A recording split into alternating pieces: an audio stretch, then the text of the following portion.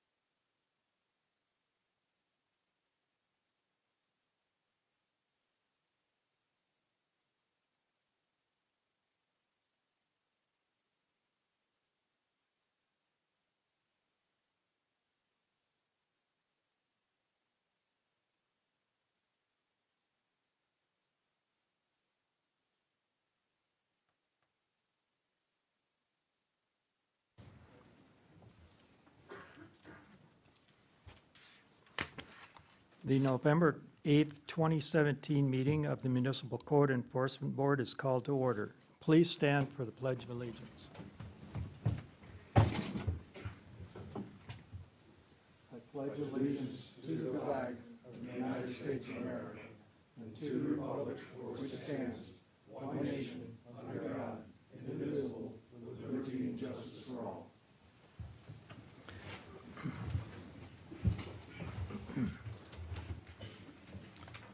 Ladies and gentlemen, the Municipal Code Enforcement Board is charged with conducting hearings to determine whether the alleged violations of the city code has occurred.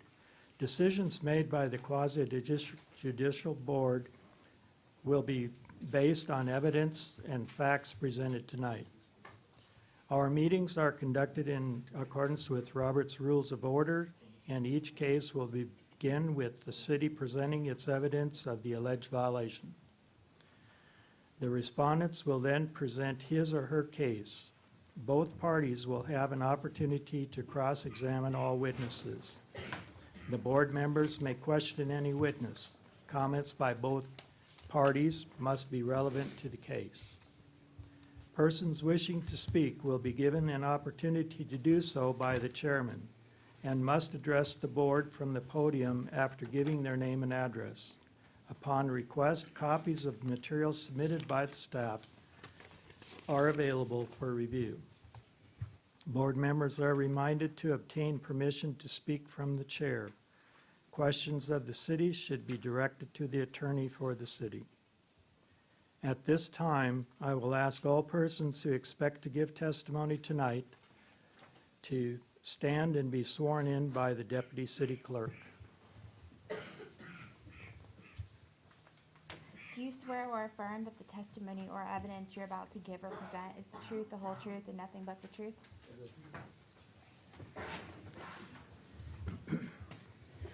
Cases will be taken out of order to accommodate respondents and witnesses present at tonight's meeting. And to aid my board members, I would like to give you the numbers. I switched it around one more time. Okay? We're gonna, Kristen will give you the numbers. we're gonna take the case number 172404, City versus Martha L. Wash Wilkerson first, and then we will go to the lien reduction after that.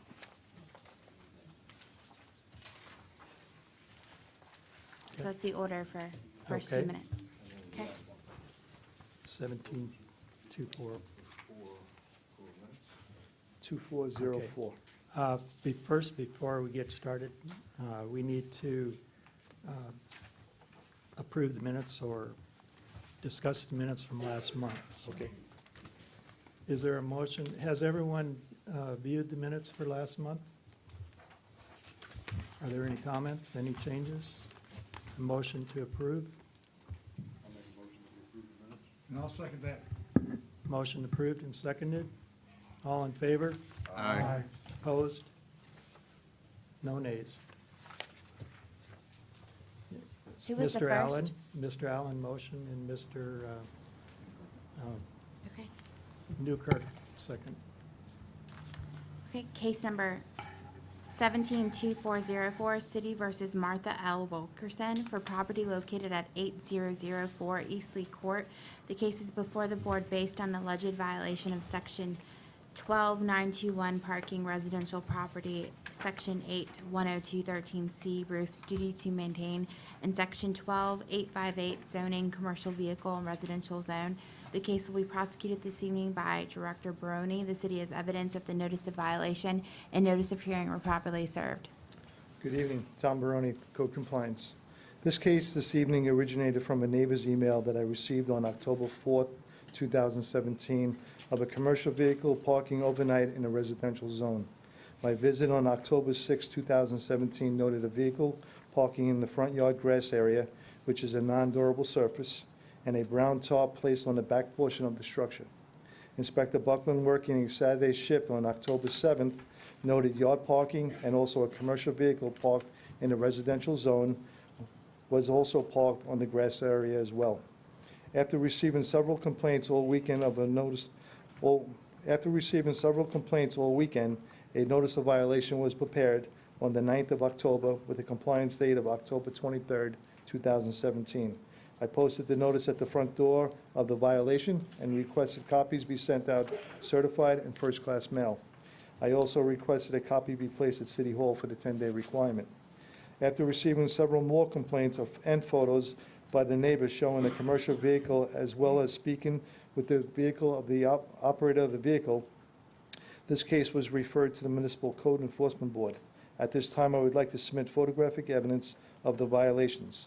Exhibit number 1 shows a photo taken on October 24th by me that shows a brown tarp placed in the rear of the structure. Exhibit number 2 shows a vehicle parking in the front yard grass area. Exhibit number 3 shows a photo that was taken by the neighbor on October 22nd, 2017, showing that the yard parking and a commercial vehicle stored in the street area.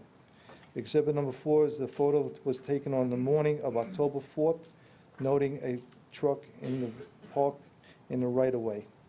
And on exhibit number 4, I'd like to change the date to November 4th. I'd like to submit. The board will accept.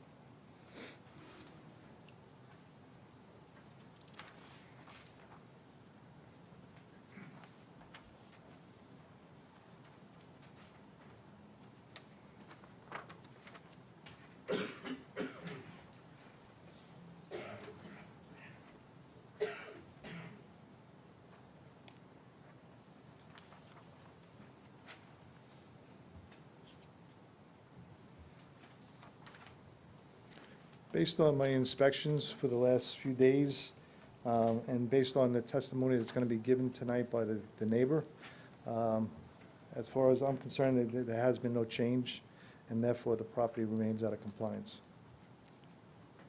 Thank you. Thank you. Any questions?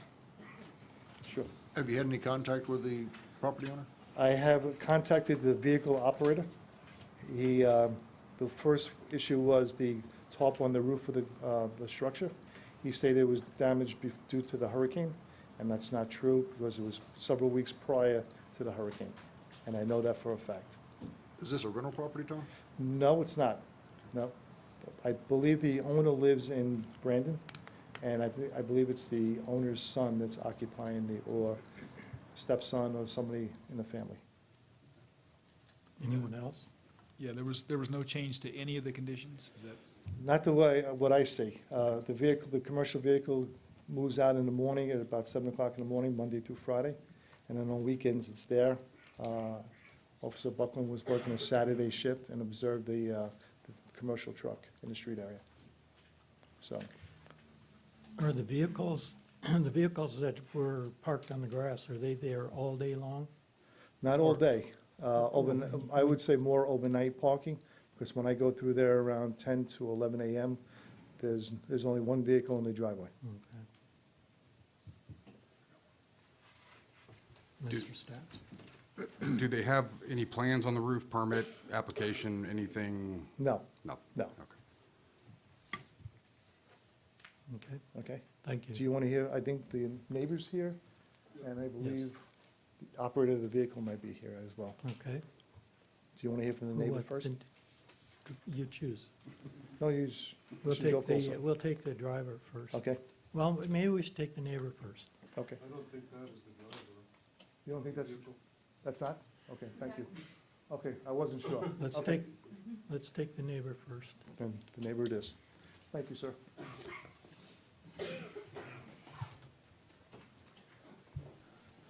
Hi, my name is Kevin Gill. I live next door at 8002 Eastleigh Court.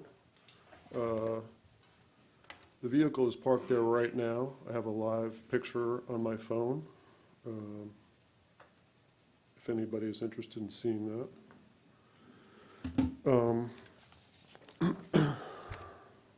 My family moved to Temple Terrace in April of 2002.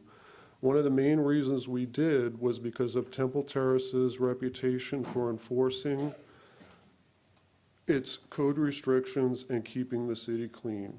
We are proud of our home and have refinished almost every part to protect our investment.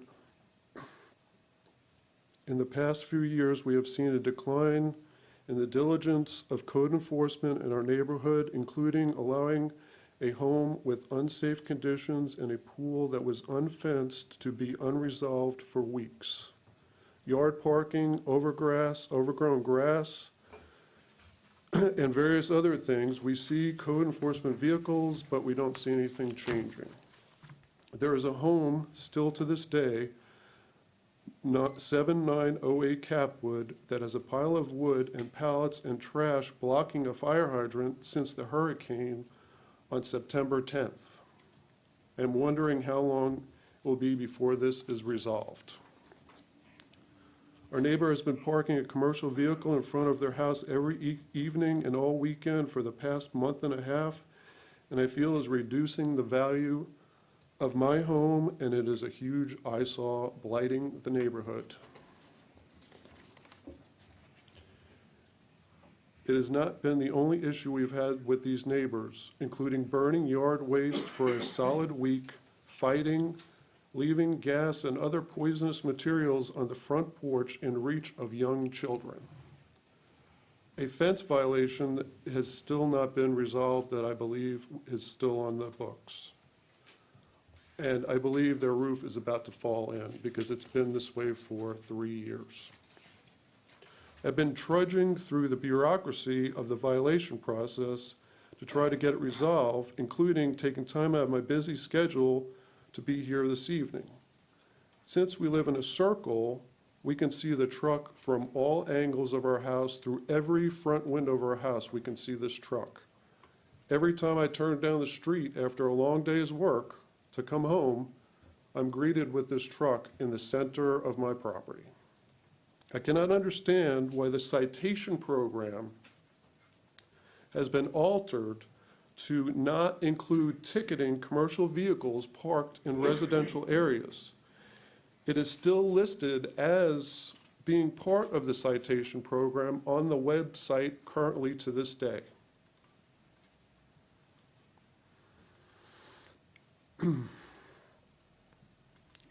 If this was still in the citation program, this problem would have been over with weeks and weeks ago.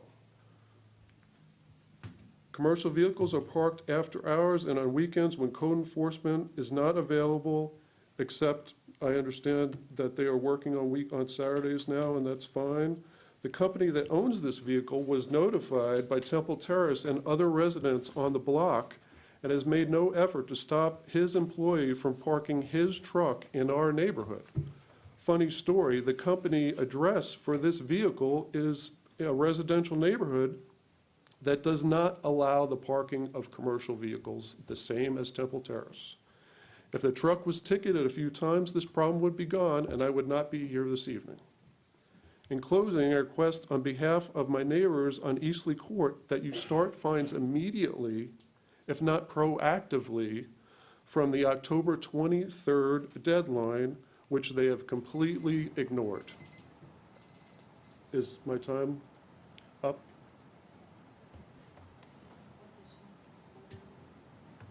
Can I continue, or I'm a minute, half a minute left? Okay, wrap it up, and I guess you have some pictures. Yes. I'm not sure if these fines have an effect on the vehicle. They have been in foreclosure for 2 years. Putting a lien on their home will have basically no effect.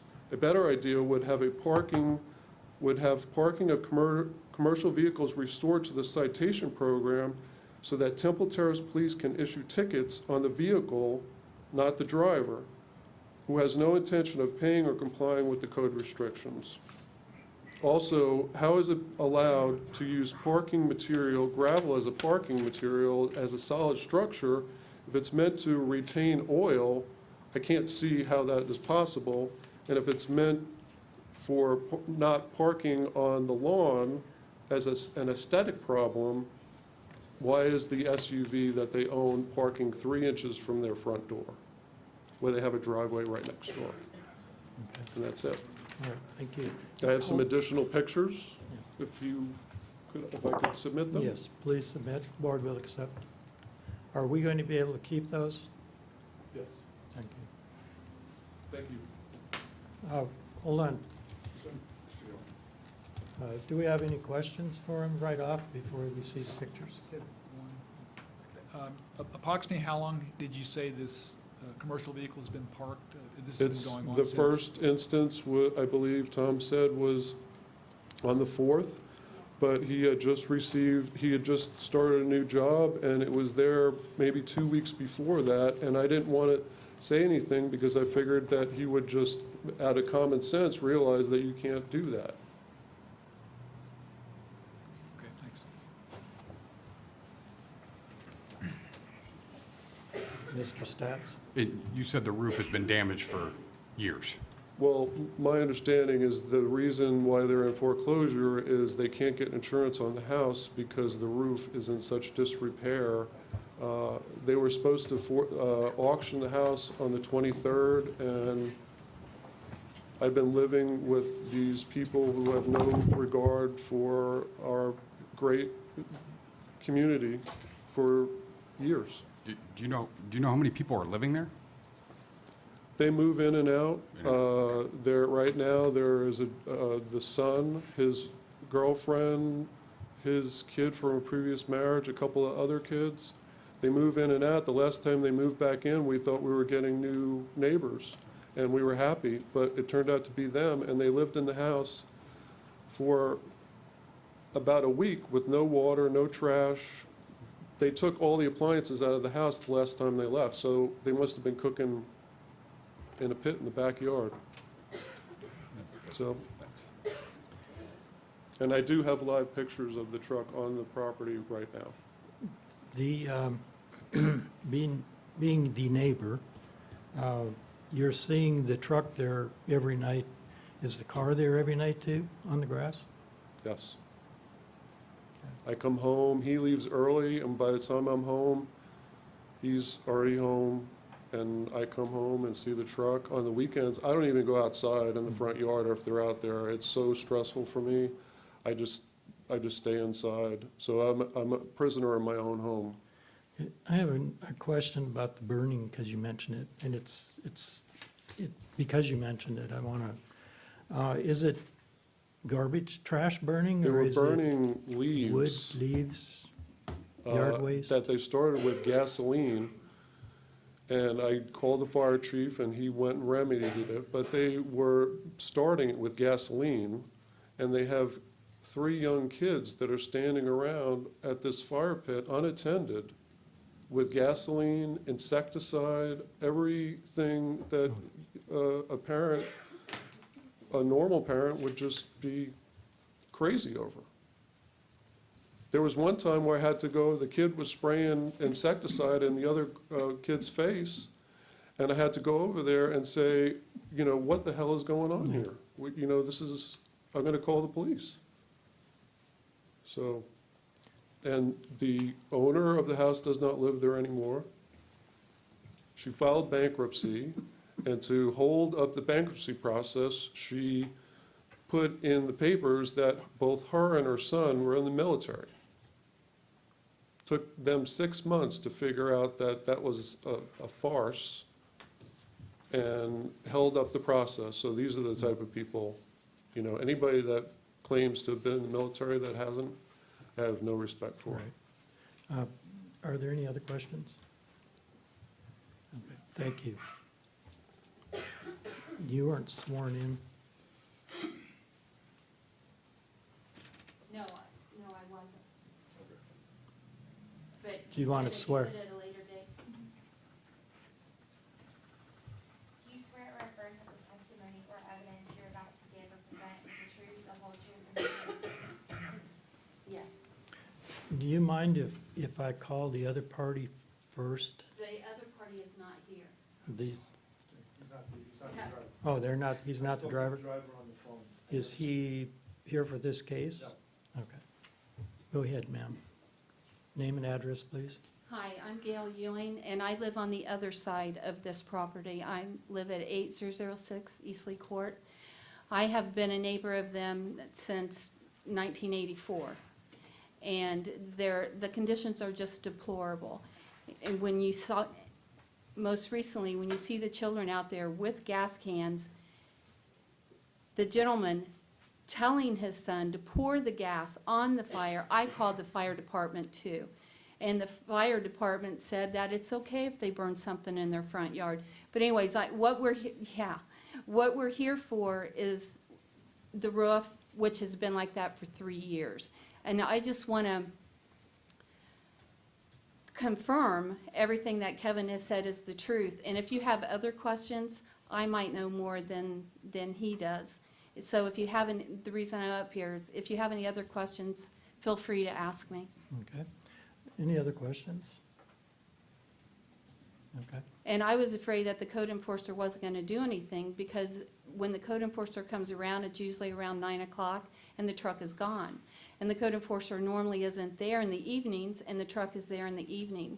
And with the pictures that Kevin submitted, that doesn't really show how the truck is normally parked. It's normally on the grass, not just parked up to it. And why in the world do they park the other car at the front door?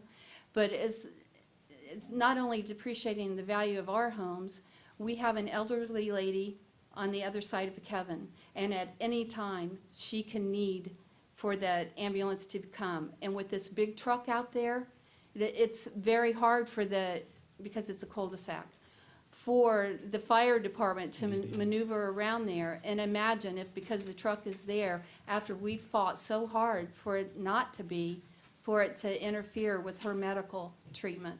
Understand. Everyone in the cul-de-sac, not everyone could be here, but we're all outraged with the situation, is how long it's been going on. And imagine, what if it was one of us doing something like that? We wouldn't think of doing it, but would things be lenient?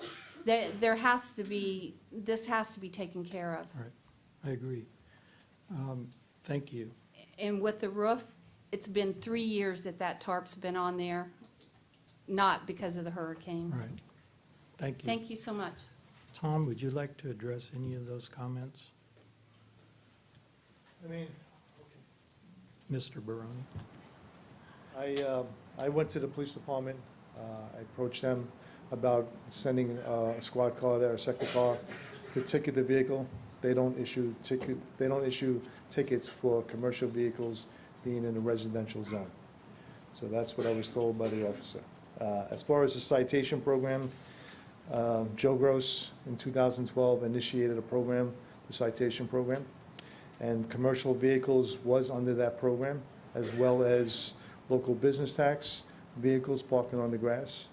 But from the experience that we had with Sal Scrozo, myself, Len Valenti, this citations were not against the vehicle tag.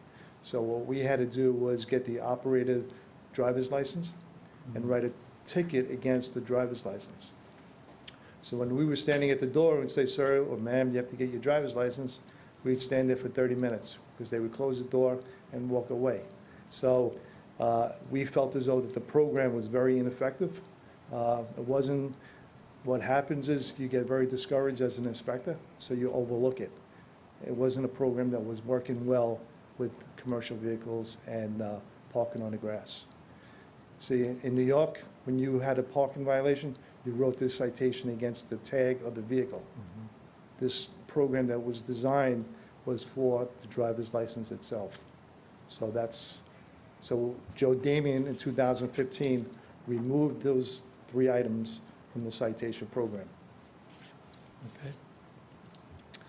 And anything else I have to add? I mean, I spoke to the driver on the phone, so I never saw what he looks like. So when I saw the gentleman sitting there with the green on, I thought maybe he was the operator of the truck. But I only spoke to him on the phone. Okay, Okay? thank you. Any questions? Thank you. Thank you. Okay. The people in the back are not with this case? They're going to be one of my cases. Okay, thank you. All right, we've heard the presentation by the neighbors and our director, and at this point, I'm looking for a motion. Anyone? I'll go for it. Okay, thank you. Sean, Mr. Lloyd?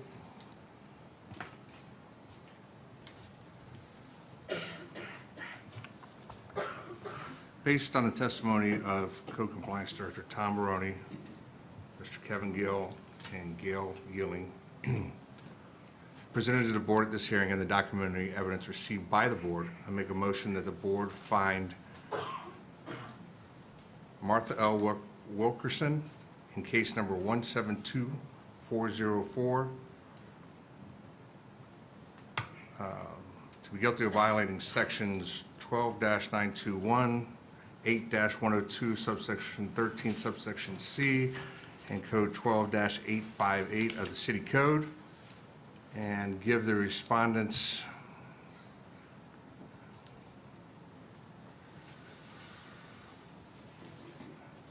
because they're bundled, I'm gonna go to the 30 days, November 8th, to come in compliance with the code.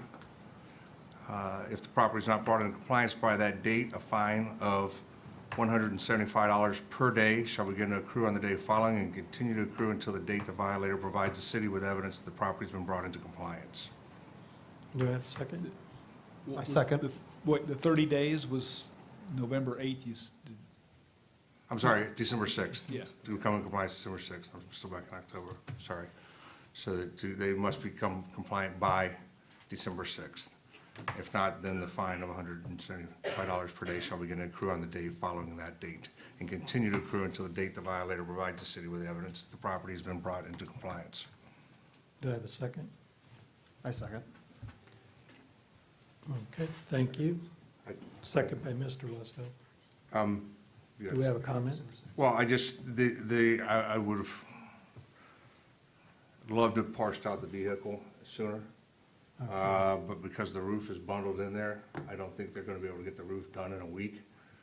So hence the increase the amount of the fine. So, that's, I couldn't, I the agree roof's with- not gonna get fixed in a week. The vehicle should be moved within 72 hours, or as soon as the city can serve them of our hearing. But because it's bundled, I can't do that, and so that's why the fine was more. I agree with that reasoning. I have a date correction. It should be the second Wednesday. I'm not sure why this one's highlighted, but it should be December 13th, not the 6th. So we can amend the motion to the December 13th? Yes, or should I just, would the city be more comfortable with just rereading the whole motion over with a date, or can I just amend it to December 13th, our next meeting? And then the fine will remain the same, $175 per day, the day following that, December 13th. Do we have a second? Yeah, second. All right, did Okay, you have a do you question? have a comment? That's what I was questioning. We can't break the time periods up, one for the parking, one for, part of one motion? Well, I've never had that happen here, so that's why I'm asking. I don't see any reason why you can't. That would be the city's position, that you could parse it out and say that you have to come into compliance with the, you know, the vehicle violation within a week, and then everything else kicks in. And the only question I'd have for the city there is then You you'd would have a have to, fine accruing on one violation separate from a fine that would start accruing on another violation. you make more clerical work for the city, but it's possible to do it. You would have to assign a dollar amount to the violation. So there's a certain dollar amount to the vehicle, and then a dollar amount to the roof. And then they could at one point be running concurrently. They would. Right, they would, could, okay, yep. okay. And then the fine would, you know, if he did, Okay. for an academic discussion, $50 for one and $50 for another. As soon as they start crossing, it'd be And the only reason why I brought it up to you is because I saw you struggling with it, Yeah. you know, with how to do it, and the neighbors are, Yeah. they're over it with the vehicle parking, and I think we can handle that quicker. Yeah, no, I The agree. roof, I apologize to people, but I think the roof's gonna probably be a more drawn-out process if they're in foreclosure, whatever their situation is. So, I would just say, if we can do that, if amended to, you know, I would recommend start fining the car ASAP. And I have no problems making a new motion to do that and parse those out. My concern was what would be the city's stance in as far as getting on that. Kristen, we can do that. We think you can do that?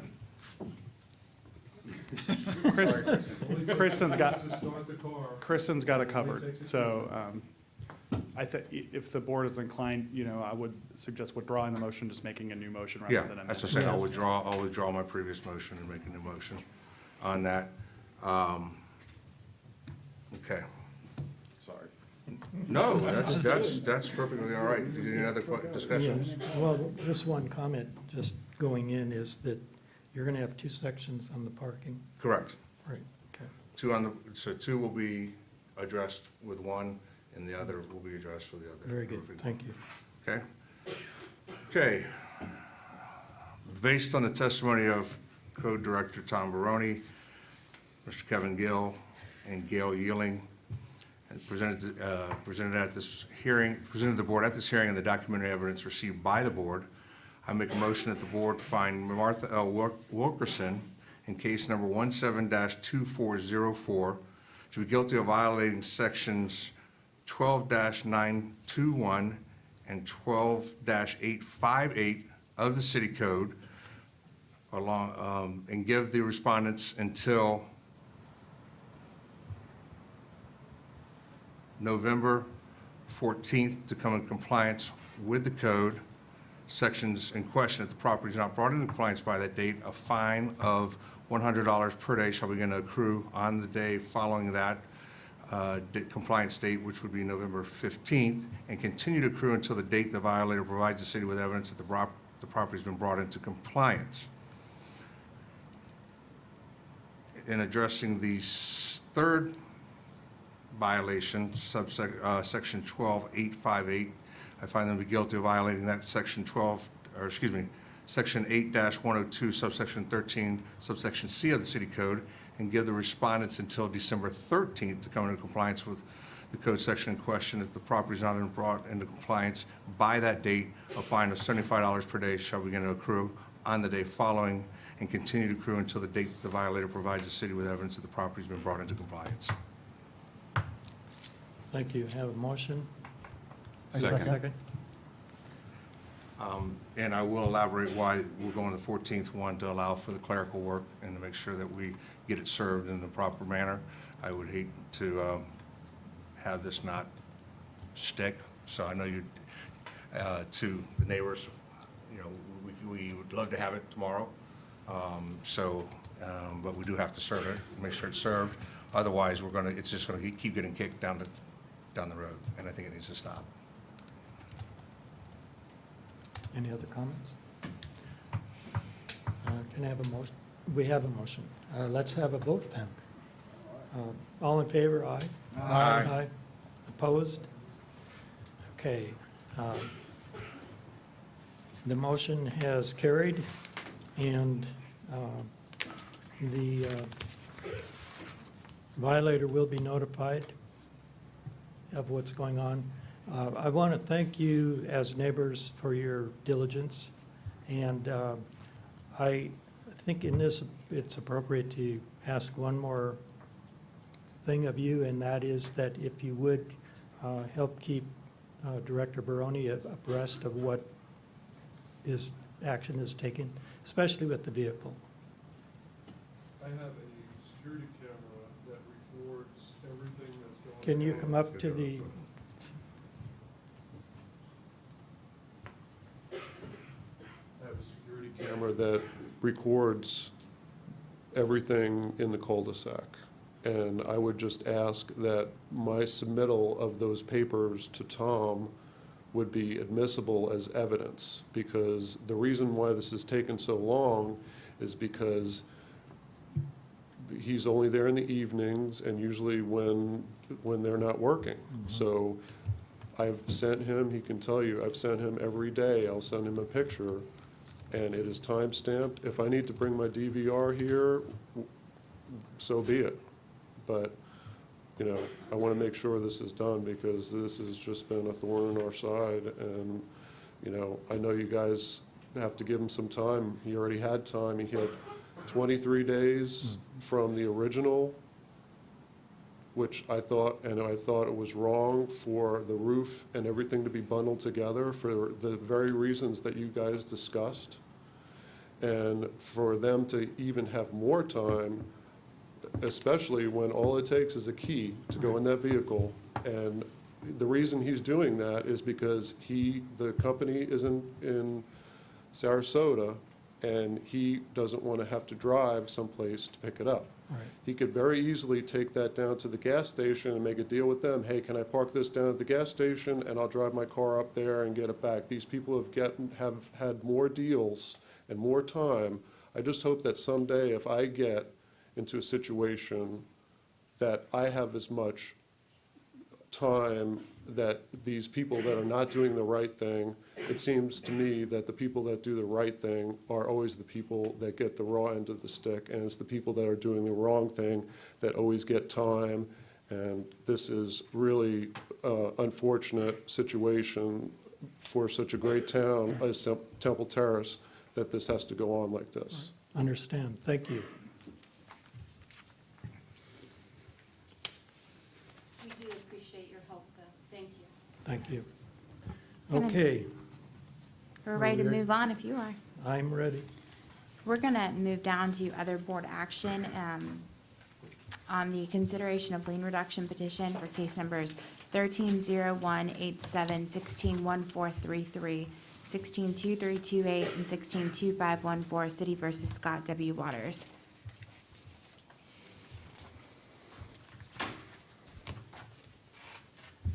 Just to begin with, for the board, I think all of you are aware that this went to the council last night. We were heard, it was remanded back to us, and here we are, dealing with it, so. Mr. Baroni? Yes. Director Baroni? Tom Baroni, Code Compliance. Well, I'm just going to back up to last month's hearing, when I presented the case for the lien reduction. And For the- Tom, maybe just for purposes of the presentation, Mr. Schmidt, if you would like to describe what the feedback was and the purpose for the remand, because you actually attended the hearing. I did. It's my understanding, and then maybe Yes, Tom it- can present the supplemental evidence. It was presented to the board, to the council, and there was quite some discussion. There were some items of new information that came out, and that we didn't know, and hence there were more questions than answers. And so we had done what we could with the information that we had. And with the information that was added, and some of the feeling that the council had, they felt that they couldn't accept our rate. And so that kind of put it in limbo. And with the new information that came out and the evaluation by them of our reduced rate. They remanded it back to us. And Andy, if you have any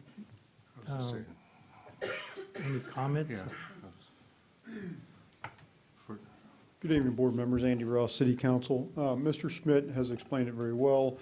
At our council meeting last night, information was alleged that had not been considered by this board when you made your recommendation.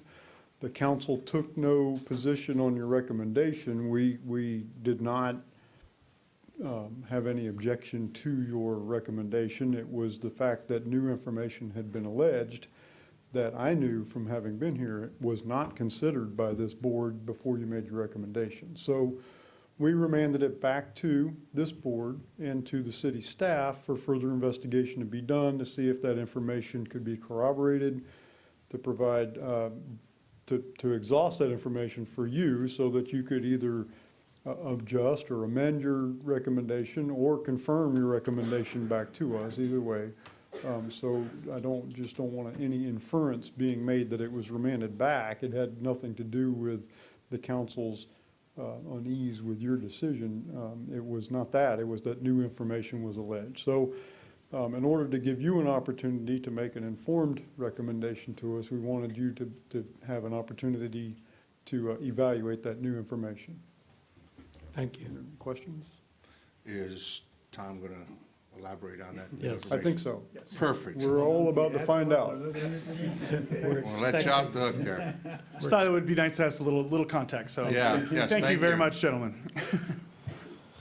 Okay, so there was questions last night that were asked by the council, whether, was this a rental property? That was one of the questions, and the other question was it homesteaded? And did we have knowledge of being homesteaded or non-homesteaded, or was it a rental property? Okay, so I've had numerous cases at this property, going back to 2010. So I probably had maybe 30 cases there, so I never, ever met Scott Waters. I did meet an individual in 2012, and he stated that he was a family member. But still, what happened was I went back to the office and checked the water account, and the whole time that Scott Waters was the owner, he's the one that occupied, or had this water account under his name. So it's never been to a tenant or anybody else other than Scott Waters for the 10 years that he's been there. So usually when you see a tenant or a change of different, a name different than the owner, it's a red flag. It's usually, that means could be a tenant in that property. So, Debbie Cuneo years ago sent out an application around 2010, 2012, somewhere in there, and there was a waiver submitted that didn't fit the criteria for the rental program. So they, so as far as the city's concerned, there was never a rental property. Okay, so that's based on what I found out today through the fire department. So, Mr. Alvarez is the Realtor, and he spoke to Scott, and he'll shed some more light on his knowledge of whether there was a tenant there or not. As of last night, Scott and Mr. Alvarez had a phone conversation that I listened to, and Scott claims that he'd never accepted any revenue from the individual at that property, and I heard that over the phone. So, so what I can show you is also the cases that I presented in February of 2013 shows that that property was homesteaded. I have a document from the Hillsborough County Property Appraiser showing that it was homesteaded. I also have a document in 2016 that I presented November 9th showing that it was homesteaded. 2016, 2514, I presented another case on March 8th, and it was showing that it's homesteaded. Then, as of today, it's showing that it's non-homesteaded. So I have some documents, if you'd like to see, showing that it was homesteaded for about 8 years, and then as of about 6 months ago, it's non-homesteaded as of today. The board will accept Okay.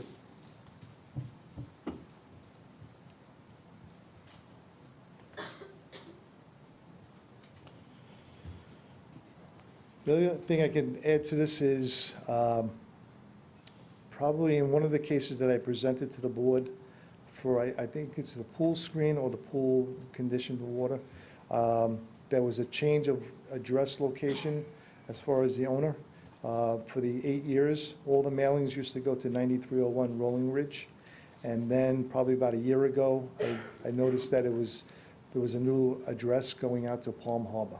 So once that mailing address changed, I believe Mr. Alvarez was hired, and that's when the repairs started going on as far as Scott decided to sell the property. So this week, there was supposed to be a sale for the property. So, and also for the last 6 months, there hasn't been nobody occupying this structure. So the person that was living there is out. And like I said, it's going to be sold this week. It was supposed to be sold this week, but it's not going to happen. And that's the knowledge that I have from this case. I mean, I wish I had some more information, but that's about all I know about this case. And Tom, I just have a couple of questions before and the board opens up questioning. In light of the lack of occupancy, even if it was determined at this point that the person who is occupying the property was not a relative, would the city have a current action for a violation of the rental program? No. And that's because it's currently Right. unoccupied. Right, that's correct. Another question, based upon the determination, the new information that you learned, does that in any way affect the way that you scored the initial matrix that you submitted last month? No, I based the matrix based on the repairs that were made to that structure or that property in the last 6 months. So the numbers would have stayed the same based on what I know as of today, you know, because really, did I have a gut feeling that there was a rental property? I may have had a gut feeling, but there was no evidence, no concrete evidence to prove that. And we have to go based on what we know. So there was no concrete evidence for that. So my numbers for the matrix would have stayed the same. The total of $20,063 was my calculation. And Tom, if you recall from last month, you did bring to the board's attention, you mentioned it again tonight, about some additional factors that may not have been inclusive in the matrix that you wanted to bring to the board's attention, such as the mailing issue, if I recall. Well, yes, I mean, all the mailings that I used to send to 9301 came back returned to me, unable to forward the letters. So that was one of Mr. Waters' claims, was he wasn't getting his mail. So, And is it true, like, after he started getting the mail, that, I think Palm you Harbor, said when we went to the that, Palm Harbor address. yeah, Mr. Alvarez was retained and the property came into compliance. Right, that's correct. Okay, and then another question that I have is, do you feel confident that, based upon what the direction you received from city council, that you've investigated this as far as you can in terms of determining whether or not it was a homestead property during the years that there was an occupant, and then also investigating the fire department's independent determination that there was a waiver, and there was an application filled out at a certain point, Right. and that a waiver applied in this That's correct. I circumstance. mean, I've never seen the waiver, but whenever we, as a code inspector, see a rental property, is maybe a for sale, for rent sign in the front yard, or we thought an inkling that there was a property being rented, we would notify the risk reduction unit and send them either a photo of the for rent sign or give them what we found and discovered. So based on, what I've obtained today, the information, I feel very confident that we did the best we can, and based on the evidence that we had in front of us. So, so again, I never saw the waiver, but that's under the risk reduction unit. So, and I went to them today, and they don't have anything on record. Right, and it stated that last night at the meeting, at the council meeting also, the fire chief had indicated that they did not have a rental agreement or on record. I think he said that he had no knowledge Yeah. of it. So I want to thank you for all the work you did on this today. And also state that I was present at the phone conversation between Mr. Alvarez and Scott W. Waters. Right. I'd just like to add that never did the rental program, or Len Valenti, come in front of the board with a notice of violation or a notice of hearing for a rental problem or issue at that property. So it was never, ever presented to the board a rental issue. So, and thank you. Any questions, Mr. Allen? Did he take care of it? Yeah, I actually have a question for Councilman Ross. Okay. I gotta keep Tom up first. Yes, sir.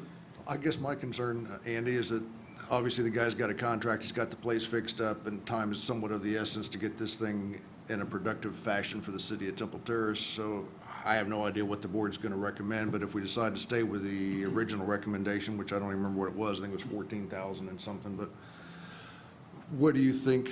And this is mainly just to expedite this process so they can get the house sold and get a homeowner in there and make it a nice package for everybody. Do you think that the council would approve another 14,000, or are we just gonna be back here again next month doing the same thing? Well, I It's can't speak subjective for on the my council. part to even say that it could be 14, I don't know, but I'm just. Right. I can't speak for the council. I'm one member, and I can't. I will tell you, I mean, I don't have any hidden agendas here. I will tell you that in my mind, what's running through it is, I don't have the minutes in front of me, but I think you have sworn testimony from last meeting from the homeowner's agent saying that there was in fact a tenant in there. Now, I'll have to go back and look at the minutes and see if my memory serves me correctly or not, but that's a question I have in my mind is, I think the crux of it in my mind is, did they get a waiver from the rental permit program that they didn't deserve? Were they dishonest in their application for a waiver? Now, I realize that this case is not about whether they're in violation of the rental program or not. That's not the issue. But when they come before the council asking for a deep reduction in liens, it's a legitimate question. Did they circumvent the city's process and now are asking for forgiveness? And I think that is a legitimate question. I don't know that we're going to get the answer to that. And I understand that Mr. Baroni's done a tremendous job today of running things down as far as we can. But I think, I don't know, I'm speaking for me, that I think when this comes back before the council, that will be the crux of the issue, is did the petitioner mislead the city? Do we have any reason to think that they misled the city in terms of the rental program back when they obtained a waiver? Did they do that dishonestly? And I don't know that we'll know that or not. So, but as again, please be clear, I'm speaking for me. I cannot speak for the council. Thank you. Okay, thank you. Mr. Baroni, and a couple more questions for you. No. Yeah, I've got. All right, we're just trying to wrap our head around this, because as Councilman Ross just stated, there's a couple things that aren't lining up. I believe he was correct that last meeting they did, when I asked about were they collecting rent, he did, I believe, under testimony, say that there was renters in the property. Okay. So that is a gray area for me. The other problem, did we not have this part of the structure being scrapped on the screen when we had the pool issue and stuff like that? The other thing is, You made no contact with him for 4 years, with Scott, the No, owner. I've never made contact at all. And- So in 7 years, I've never made contact. And that's the other problem I have. If he had a family member living in that home, as they're stating, something's not adding up for me, and I'm not quite sure what it is. The other thing, too, is the property changed from homestead to non-homestead, back and forth. So there was some kind of contact being made there, where it was, because he would have to be the one that changed that distinguishment. So I don't know, maybe I'm missing something here, but it just seems like there's a lot of loose ends out there. Sir, I agree. I mean, when I say in front of you that I had a gut feeling, that's all I have, but we have to go based on the evidence that we have in front of us. Yeah. At the time, when they told me, again, this property is a lot of history here, so did I believe something was going on? Yes, I do, but I have nothing to stand here and say concrete evidence. But I can tell you the water account for 10 years has been under Scott's name. I have evidence for that. And when I had a dialogue with the person that was there, he said he was a family member. It wasn't my position to tell. No, and I think that plays more into it. If you had a water account for 10 years in his name, somebody was paying that bill somehow, some way. I agree. Otherwise, we would have, of course, been flagged and that it wasn't being paid. all that I'd stuff. like to Just live wanted there. I'd like to live there. You to- know? Of course, that was it for me. Yes, sir. Pretty much just expound on what Member Stats said. You know, it was just read into the record here from the minutes that it was asked for, that rent was being paid, but there was no communication for 4 years. This property is also stated in the minutes and for the record that we did observe the screen enclosure and the AC being scrapped. And then I asked specifically because this property was the one where the city had to spend manpower to go up and erect orange construction fence. That's correct. So, you know, this property had some issues, and we'd been watching that property. So, you know, that's, I think the consideration that was given was, once we got the right address, or once the right address was presented to us, then some action took place pretty quickly. Right, yes. And if I'm not mistaken, it says here that initially the city was looking for the lien to be reduced, had recommended possibly having the lien reduced to $10,000 or $12,000. 10 to 12,000, is that That was pretty good recollection? Okay. All right. Mr. Stats? I just happen to see it right here. Actually, in the minutes that we have sitting in front of us, that's on this sheet right here, it actually says that Mr. Alvarez responded that the renter was not a perfect tenant, apparently a bad character. So I just want to put it on record that it was stated. So it was in the minutes. I just happen to see it sitting there, so. So the new evidence that I'm presenting tonight, I need the board to make a judgment whether, what the lien should be put at. And I think maybe you should listen to Mr. Alvarez, based on what he has to add to it as well. Yes. And that's about Thank it. you. Thank you. Thank you. And Tom, I actually just have one more question for you, just to expound a little bit about the waiver process and what you learned by talking to the fire department and reviewing any communications from the fire department. But do you have any way of knowing, or do you know who applied for the waiver? Do you know if it was the occupant or the owner? I don't know. Okay. And do you know who the fire department was interfacing with at that time? Were they talking to the property owner or the tenant, or the occupant, we'll call them, since they haven't made a determination? My gut feeling is that the person that was occupying that home at that time was getting Scott's mail, Mr. Waters' mail, and opened it up and probably filled out the application. That's my gut feeling, but I don't have that evidence, and we have no way of proving that. And has your belief changed? Do you still believe that that it was the neglect of of the property owner leaving his address up there incorrectly for as many years as it was? Do you still believe that that was the main intent? reason why he wasn't as responsive as he was when you started sending it to the other address after he changed it? It's a theory. What you're describing is just a theory, and I really, you know, I'm putting myself out there already, saying a gut feeling, it's all I'm telling you is my experience, you know, so, I don't know what to believe in this case, I'll tell you the truth, so, Thanks, Tom. thank you. That's all I have. More- Thank you. Just one more thing. Sure. Just to go on your gut feeling. Okay. Basically, the address being incorrect impeded you from possibly getting this issue resolved sooner. Yeah, I agree, I mean. And therefore, the scores on the matrix reflect that process being impeded. Somewhat, yes, yeah, yeah. Okay. I think I stated, when I presented those cases in 2016, I think I used the word, this property's been a thorn in my side. And I'm sure you Yes. probably could remember me saying that. There was a lot of things going on at this property, it was very concerning. Well, and clearly, we had to go out and do our own work, so. That's correct. You know, I mean, obviously, you know, you had the gut feeling there to make sure that Yes, was sir. done. So we appreciate that.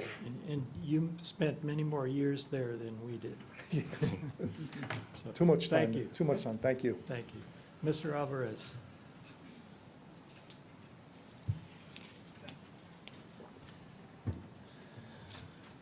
Good evening. I'd like to just clarify Name the and whole. address? Oh, I'm sorry, Eldon Alvarez, 4301 Longshore Drive, Land O'Lakes, Florida, Thank you. 34639. I do want to clarify the tenant that was mentioned. I think in my mind process, I'm thinking that there's someone that was living there and I addressed him as a tenant. I didn't really know the specifics of this person living in there until last night for the first time when this was brought as an issue. So up until yesterday, in my mindset, I was probably addressing it as a tenant, just from my background and just going through this house of a prior person Gut living in there. feeling. So it was more like a natural, and I apologize for that.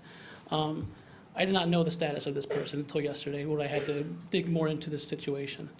I did speak to Mr. Waters this morning, or actually this afternoon, just to get some answers, because I didn't know, I didn't really need to look into the history of the person, because I thought I was just focusing on the rehab of the house, come here to address the issue with the lien, and then we sell the house. That was kind of, this is more than I expected to really bring him onto myself, but I'm doing the best I can for representation of him as far as what I could do is for my, status with him hiring me. From his conversation this afternoon, I asked him, I do know a couple things, and when there's like a neighbor that would, come up and say, "You did a great job, we appreciate your help." And I did know that the person that lived in that house was also living with Mr. Waters prior to moving out of the country. So I knew that already before talking to Mr. Waters. So I clarified with him what I was assuming, and from what he says, I guess my assumptions were correct. Once he left the country, this person remained in the house as more like a caretaker of the house. From what he says, he never received any kind of income. He was just there to take care of the house. I do apologize again for the wrong verbiage last time, but this is more the clarity of what it was talked about this morning and last night in conversation with him. As far as that goes, that's all I really know as far as everything else in the property. And I have received one of his water bills when I went to check the mail once, and it was actually not a balance due, it was actually an overage of like a $700 credit. So I'm not sure if he just makes one big payment a few times a year and just lets it allocate off of that. But that's another thing I could bring to you to tell you that I witnessed myself. That's all I really know. I asked him if it's a relative. It's not a relative, but it was also a person that was not receiving any kind of revenue from him. He was not receiving any revenue from that person. A question on the water bill. Was that water bill received by you from the correct address It was in his mailbox, and it had his In the name and folder? address on it as well. at the house or at? Yes, sir. At the house. Somehow I must have got, I would check his mail periodically because we did have it forwarded to the home. Most of it was mostly junk mail, but the one time I did receive an actual credible mail was from the water bill. And I opened it for him and I asked him if he needed information off of it. And I noticed that the balance was a credit instead of a negative balance due. Okay. That was it this current month or? No, it this was another towards the month? beginning of this Okay. process. I'm gonna make it I'm gonna Yeah, guess makes more. a little more. This is November, maybe September, around that time. Thank you. Any other questions? Yeah. Mr. Lloyd? Who filled out the lien reduction petition? Especially since now we're getting into questions. I forwarded it to him. I forwarded it to him Okay. through email, yes. So in here, it says he flew back on July 11th, 2017 and assessed the issue. Is that a correct statement? I'm not sure of his flight. I could tell you when I met him. Okay. And then it states here in the application was assured the current tenant, the issues were being handled by the current tenant. And it says he persuaded the current tenants to vacate the premises. Do we know what he did to I mean, don't know, sir. because I don't he's know. referenced them as And a tenant more than I don't once. think he's realizing what the detrimental verbiage of tenant is doing to him right now, but I think he's just, in my mind also, I was thinking tenant, but I didn't really realize that what its true definition is and how it could really affect things. So I think it's just someone that doesn't know I would address it as a tenant also, to be honest with you. Okay. But now I realize what the ramifications are for it, it needs to be addressed differently. And you're stating that opposite of what was at our last meeting, that there was, to your knowledge, there was no rent collected from this property by Mr. Waters? I thought, he never complained about any kind of rent issues, so I was thinking that everything was getting taken care of as far as utilities and everything goes, but I guess apparently there was nothing going on. It was from my conversation this morning. And I clarified that with him, from his saying. When you took over, or when you Yes. were hired to assume the responsibility for the property, there's been a lot of things like the AC's missing, the pool cage Yes, is sir. gone, the Yes. steel shed was demolished. Was the house inside at all livable? No, sir, it was completely, it was just, it was So- horrible. It was, the smell, there was black mold in the house, it needed to be redone completely. So basically, There was- he wasn't evicted, he just couldn't, there wasn't livable anymore without error and I without. mean, it was horrible. It was really, Yeah, I believe, Yeah.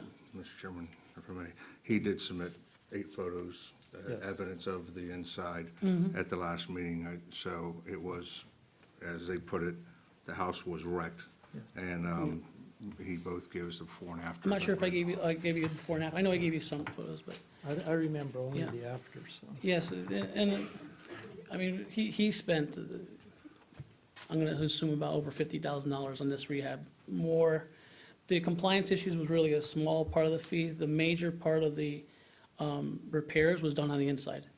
The AC, that's a $4,000 repair, and then the fence was a few $1,000s, but the allocation of these funds went into rehabbing this house. And, we do have a buyer for the house, and I wanted to correct, it was a mistake it was not being closed this week. We had a schedule to close on the 22nd of November. The buyers of the house moved here from Orlando. They live with their parents in that subdivision, who has lived in that subdivision for over 25 years. So they're just they really wanted the house, they have a family, and they live literally a block away from their parents. So that was one of the, it would go to a really good family that wants to get the house, and they have a lot of history there from him growing up in that neighborhood. All I could say is, as far as the verbiage I used, it was incorrect on my part, and I do apologize for that. Based off of my conversation, that was what was told this morning, or this afternoon to him. Okay, any other questions? Okay, thank you, Mr. He is. You. In the repairs, I don't remember when we looked at the photos last time. Did you all repair the fence? The contractor did permitted and repaired, yes. Replaced, I'm sorry. Put a new fence, because I didn't see any fence permit in there, if there was. There was, yeah. Yes. Oh, Okay, yes. I just didn't happen to see it, so I just wanted There to make was, sure it was all. any scope of work, even from the side garage door, was permitted. There was no handyman work. There was permitted for the AC, there was a permit for the side door, and there was permit for the fence. So there was nothing done out of spectrum that wouldn't be compliance with the city. It was a hired general contractor, licensed and insured, and all his scope of work was done. I think he would agree with that. Okay. Any other questions? And that is the one thing Mr. Waters did want to address with me. He said, I don't want to do anything sideways as far as this goes. I want to just move on and get this thing done and do what we have to do. Thank you. Okay? I actually just have one For question. Mr. Alvarez? Is Mr. Waters prepared to pay, let's just make an assumption that the board recommends the same lien reduction as last time and the city approves it, just for sake of discussion, is that something Mr. Waters could pay within 30 days? Well, the sale of the house would be allocated towards that, and that was the main thing why this was the whole process. So he doesn't want to deal with the rental, with having anyone live in the house anymore. He doesn't want to have anything to do with that. He just wants to move on with the house. He doesn't want to hire anybody to make it turn it into one of those kind of properties. He just wants to sell the house, take care of his dues, and go from there. You know, I'm thinking he wanted to actually have that person care for the house, and when he possibly comes back, he would have a house to live in. That's my assumption, but that's from only me saying that, not from him. Yeah, I guess in other words, typically they'll put 30 days, right, on the lien reduction, so you have to pay within 30 days, otherwise it gets bumped all the way back Sure, up, and so. I think he would have, I think he would have, that was the whole purpose of him selling the house with, he knows there was some fines on there, and he spent a lot of money already into the rehab of the property. So I think he just wanted to move forward, pay his dues, and not have to have this over his shoulders anymore while he's over there, doing his work. So it would have been done within less than 2 weeks, I guess, if it was the way it was. Is the closing still on for the 22nd? I have not addressed it with the other parties. The buyers are actually on a cruise. The part we stand was as far as the loan goes, the appraisal was gonna get done after this hearing from yesterday, just to not have any more money spent on the investment until we knew for sure about the reduction. I advised Mr. Waters to, instead of have the buyers pay for the appraisal, for him to keep moving forward on the loan process, to have him pay for the appraisal as good faith for the buyers, so we could keep moving on with the mortgage. So if, and for any reason that we are able to approve this, that the mortgage will, the loan will be already finalized, cleared, and we could close immediately and have our dues paid to the, he could have his dues paid to the city. So as of right now, I'm trying to keep it on schedule still, have the appraisal done this week regardless, and have Mr. Waters pay for it, and still move on with the process to have it expedited as far as they're going, so we can take care of whatever dues, and then they would be paid at closing the fines. Thank you, that's all. I have Okay. based on what Mr. you just Lloyd. said, since there's been so much assumption, gut feeling, to be direct, it is your mission or your goal that this lien would be paid at the closing of this property. Is that correct? Well, it has to be. Mr. Waters is not going to pay in the upfront if he has to. We're going to wrap it in the mortgage and If hope it's- that it gets I mean, done if it's within that 100 30 days? If it's $126,000 loan, I think he did actually email, can I read an email? No, I'm just saying, that Yeah. I'm talking about the lien reduction amount. The lien that what reduction could be The city attorney actually- just asked. Will be taken care of within 30 days from the sale of the house, that we had a buyer already pre-approved and everything done with.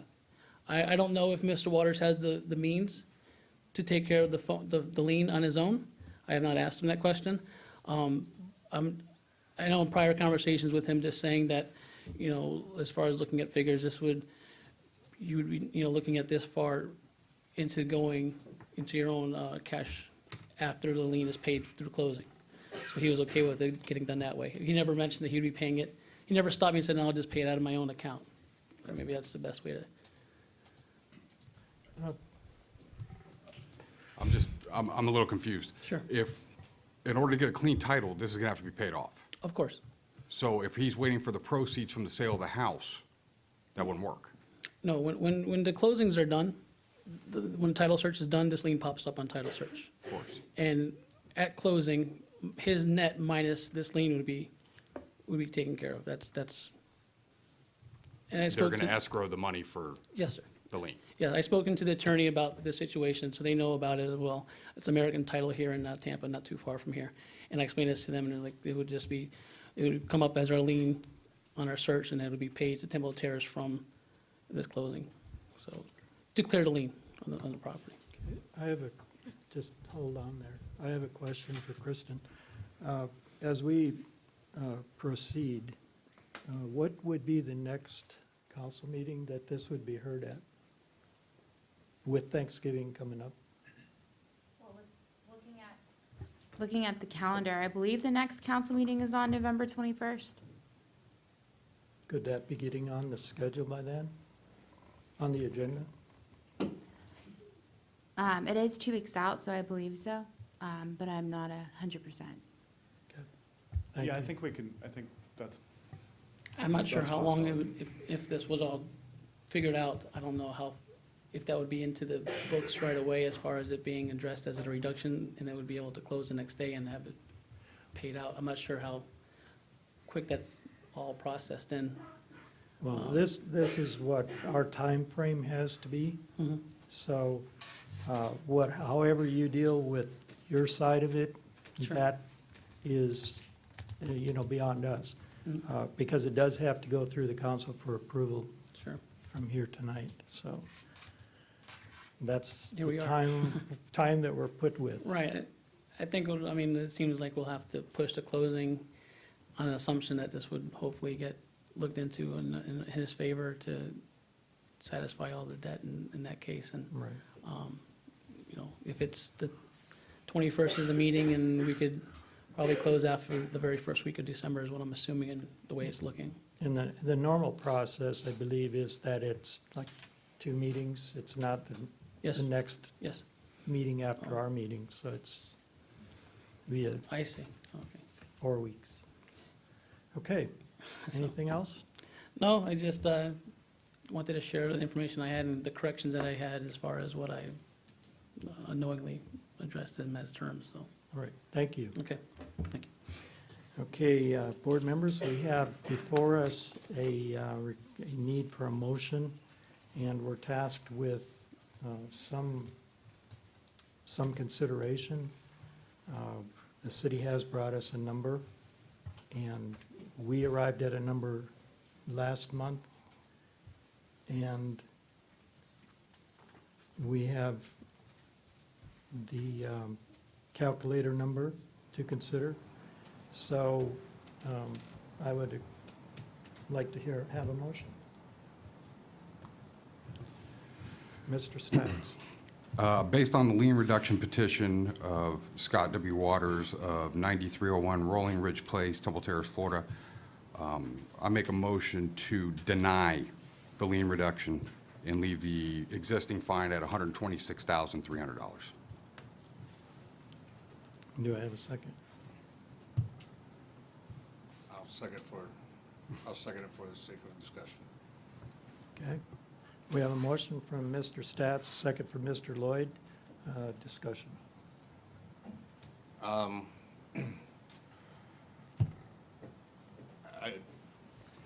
Again, I go back to the purpose of what we try to do as a city to get some of these properties turned around, and I think that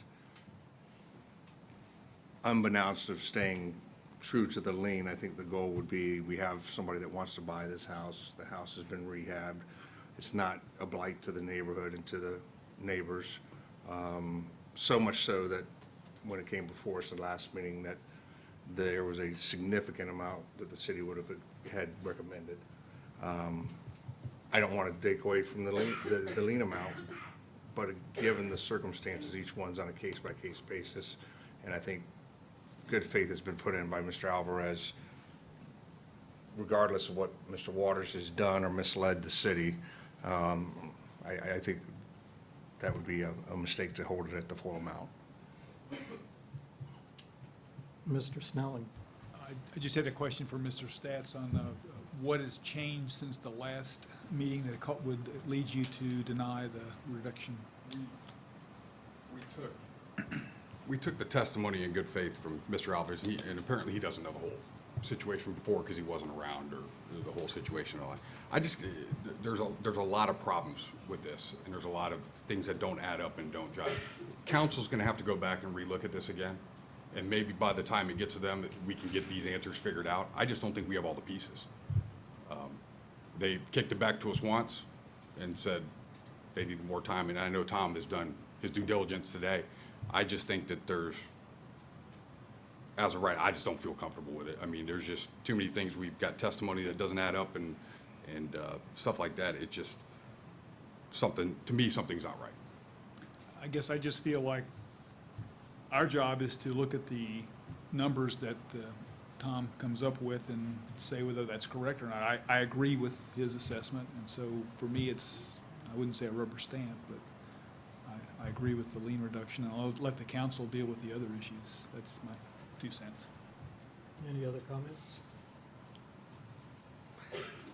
Again, I just, to add to the case, this lien reduction encompasses 4 liens, and this might be adding to Mr. Statt's argument, I don't know, but it's getting it resolved. It's an issue that has been, to quote Tom, a thorn in his side. And I think to have it move forward, the house is rehab. It's not, we don't have our own construction fencing there.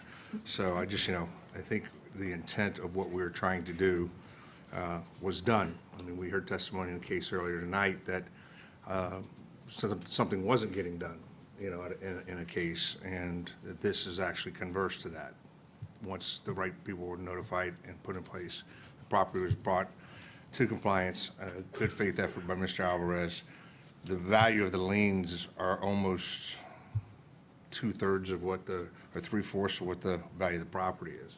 So at what point does this property now just sit there dormant because the liens are so absorbent that we're not going to be able to move this property? And then it opens it up for squatters, for vandals, for anything else. And it puts more work back on code enforcement to continue to go by and monitor this property. And I agree with Mr. Snelling and Mr. Lloyd as to some reduction and some lien reduction, and therefore I would not be in favor of the motion.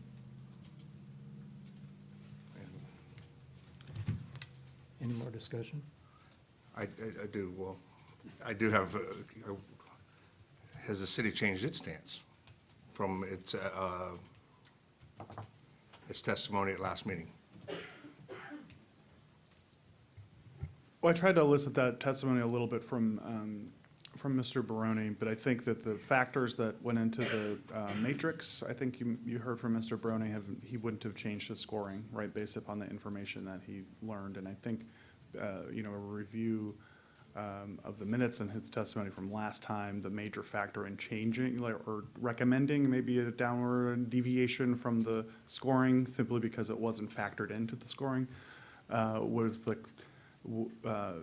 clerical error with the mailing. And so I asked Mr. Barone, or Director Barone, whether or not he believed that was still the case. And you recall that, he said, he honestly doesn't know. That's his kind of feeling about it. But I think he believed the results, ultimately believed that the changing of the mailing is what precipitated the fixing. So I'm sorry I didn't have an easy answer for you, but I think that's those are the things, from last time to this time. Okay. The differences or the similarities. Okay, we have a motion and second, and call for a vote. All in favor? Aye. All opposed? Nay. The motion fails. Can I have a new motion? I'll make a motion, Mr. Chairman. Mr. Allen? I make a motion regarding the lien reduction petition by Scott W. Walters at 9301 Rolling Ridge Place be accepted as the City of Temple Terrace's lien reduction petition calculator has it stated at $20,063. Have a motion, a second by Mr. Newkirk. Call for vote. Any discussion? Call for a vote. All in favor? Aye. Opposed? Nay. Is that one nay or two nays? No, I voted up before, so it's. One nay. Mr. Stats.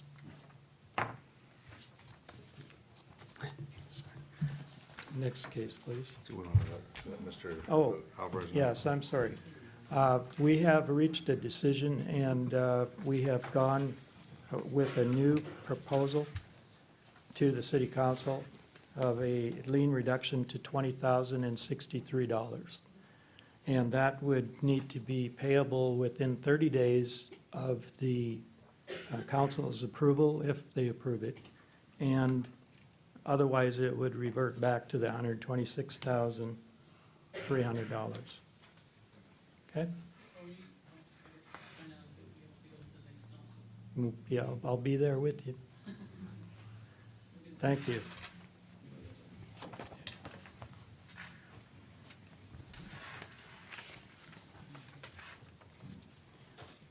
We will move back to the hearings, and we will go with another person who's present in the audience. So that's case number 171995, City versus Mohammed F. Abukadir, sorry if I didn't get that right, located at 11718 North 51st Avenue. The case is before the board based on alleged violation of Section 882, permits application required, Section 121047, landscape maintenance. The case will be prosecuted this evening by Officer Buckland. The city has evidence that the notice of violation and notice of hearing were properly served. Good evening, Steve Buckland with Code Compliance. This case was originated by Community Development on August 29th in reference to a work without permit. The initial inspection that I conducted on September 9th noted a roof extension over the front door. Also noted that there was overgrown conditions at the property, trash and tree debris in the yard. I prepared a notice of violation that I issued with a compliance date of September 27th. There was no response at the door of the residence, so I posted the notice on the front door at the residence and requested that the city clerk's office post a copy at City Hall and also to mail copies, both certified and regular mail, to the registered listed owner. My inspection, when I returned on October 4th, revealed that there was no change in the yard conditions, and the roof extension was still present. At this time, I took photographs of the violations. Exhibit 1 shows the overgrown conditions in the front yard. Exhibit number 2 shows the overhang that was attached to the structure and also shows some more of the overgrown conditions. Exhibit number 3 gives a little better clarity as far as the type of structure that was added to the front of the building that Community Development had requested the permit for. And then exhibit number 4 shows some of the trash that was in the yard itself. At this time, I'd like to present the photographic evidence to the board. The board will accept.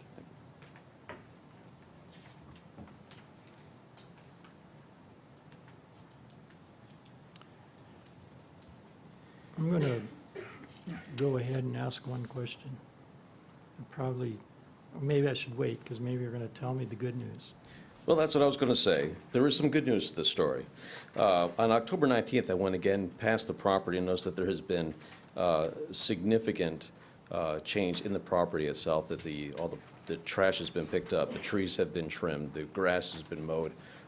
It's just a significant positive change in the property itself. The only thing that is remaining now is just and I've already checked with Public Works, and that they do have it scheduled to have all that debris that's by the curbside picked up. So at this point, there has been a significant amount of effort been put on the property, and I have an affidavit of compliance that I would like to present, effective as of October 19th. Board will accept. Now I'm going to ask my question, because I didn't hear the answer I was looking for. Yes, sir. On the roof that was put on, the porch that is shown there without a permit, has that been taken care of? Yes, that has been removed. I missed that. Oh, it has been removed? Yes, it has Okay. been removed. Thank you.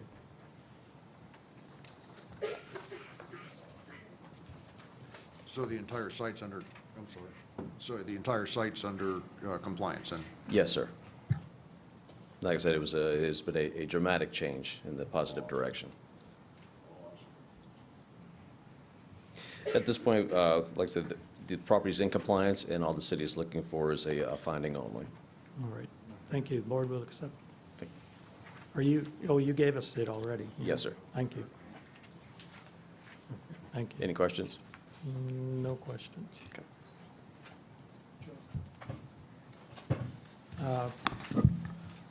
We have a motion, second. Do we have a motion? I'm sorry. Could I get a motion? based on the testimony of Code Compliance Officer Steve Buckland, presented to the board this hearing and the documentary evidence received by the board, I make a motion that the board find Mohammed F. I'm gonna murder this, Abu Kadir, in case number 17-1995, to be guilty of violating sections 8-82 and sections 12-1047 of the city code. Because the property was brought into compliance before the date of this hearing, no fine shall be assessed. Motion by Allen, a second by Mr. Newkirk. Vote, all in favor? Aye. Opposed? No nays. Are you the party? No, you're another one. Okay. Are you the party? I'm sorry, I didn't give you a chance to speak, but do you accept our finding? I accept, thank you. Thank you. And, Mr. Allen, you said it perfectly, thank you. My last name. Oh, okay, wow, great. Thank you for mentioning that. The expensive education paid off.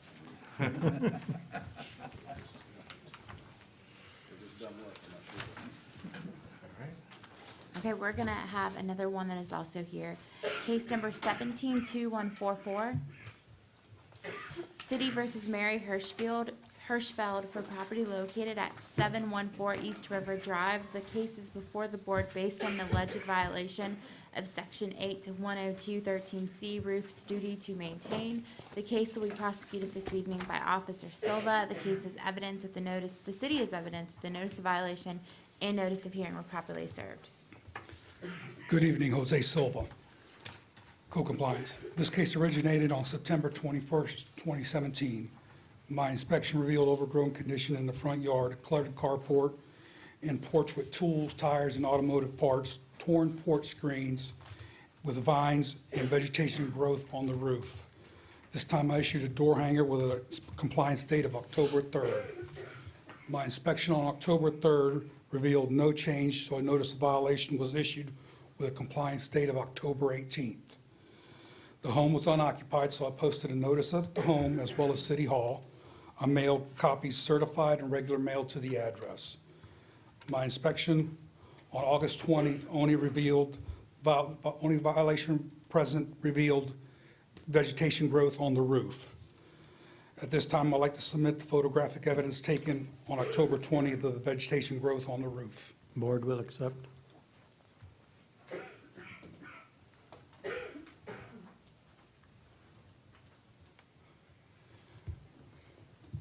As of today, I did do a drive-by the residence, I did look at it.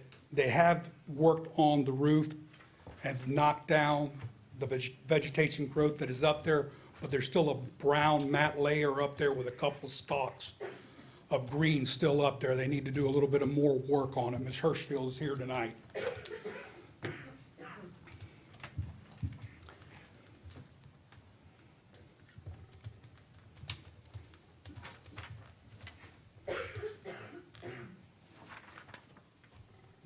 Mr. Lloyd?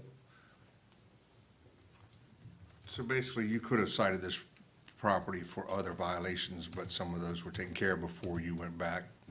They took care of the accumulations that was on the carport, the torn porch screens, and the vines. All that was cleared up before the board here. Great. And those violations were taken off before we came here. Perfect.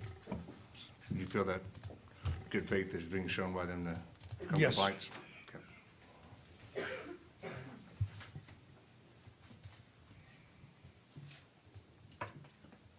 But it's not in compliance at this, They're not in compliance. Right. If they were in compliance, I would have, it needs a little bit of more work. right, okay, It'll grow up again. all right. What do you mean by more work? Like some Roundup to clear it off, because there's still a brown matte layer of vegetation up there. It's going to grow up again. There's still some green stalks showing that I can see from across the street. So it's a matter of it growing right back up again. Okay. And they're here tonight. They're here. Okay. Would you like to come up and speak? One of you? It doesn't sound good. Were they not sworn in?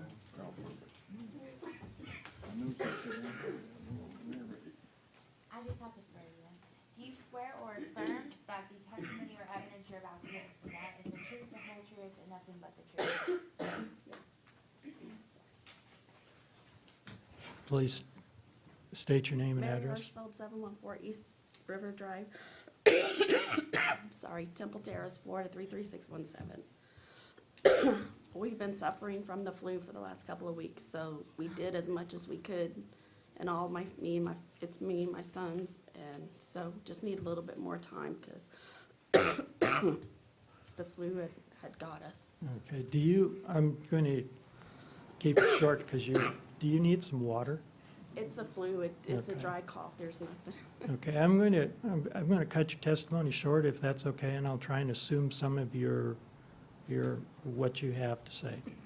I know that you've mentioned you've been working on it, and Mr. Silva has also stated that. How long do you think that you would need to get the rest of it taken care of? Probably not this weekend, but the following weekend, we can get it out. Okay. And you know all the process of what you have to do? Mr. Yes. Silva shared that with you also? No, Okay. But you know that you gotta do something. right, Right, when we've done a lot. Right. It was a lot built up, a lot more. Right. Appreciate has. that. And we got a little ways to go, and you got 2 weeks. You feel that you can have it done in 2 weeks. Okay. Yes, sir. I really feel bad for your cough. It's like painful. Any other questions? No questions? Thank you. Okay. I'm going to call for a motion. I'll make a motion, Mr. Mr. Chairman. Allen? Based on the testimony of Code Compliance Officer Silva and Mary Hirschfield presented to the board at this hearing, the documentary evidence received by the board, I make a motion that the board find Mary Hirschfield in case number 17-2144 to be guilty of violating section 8-102, subsection 13, subsection C of the city code, and give the respondents until 12/13 to come into compliance with the code in question. If the property is not brought into compliance by that date, a fine of $75 per day shall begin to accrue on the day following the compliance date and continue to accrue until the date that the violator provides the city with evidence that the property has been brought into compliance. Motion. Second by Mr. Stats. What was the date? December 13th. 13th, yeah, 12/13. Okay, we have a motion and a second. All in favor? Aye. Opposed? No nays. Ms. Hirschfield, what we have just done is given you a finding, and the fine, you have 30 days to have it all cleaned up. The sooner the better, 2 weeks is great. Or a fine of $75 per day will start to accrue on the 14th of December. Okay, thank you. You have a good night and get well.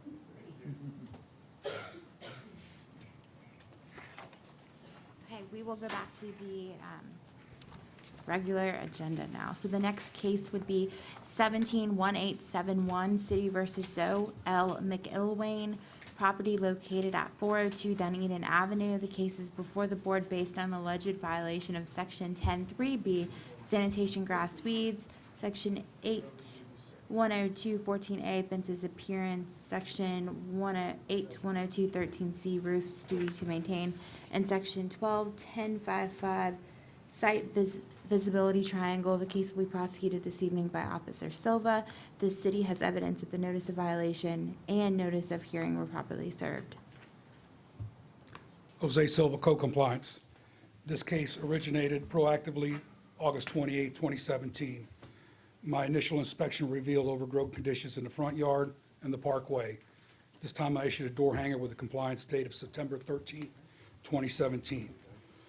On my inspection, September 13, 2017, revealed no change. At that time, I discovered additional violations at the residence.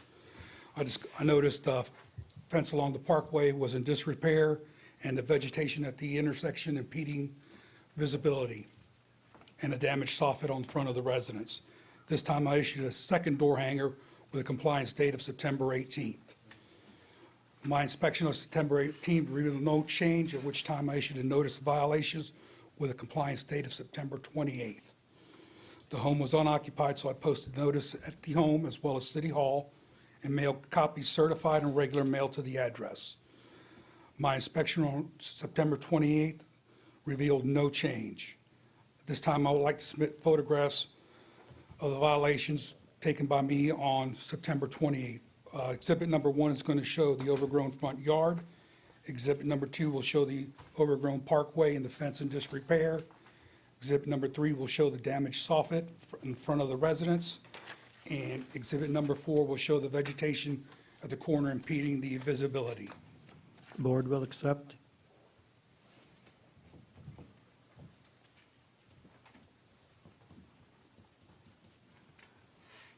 As of this time, there's been no change at the residence.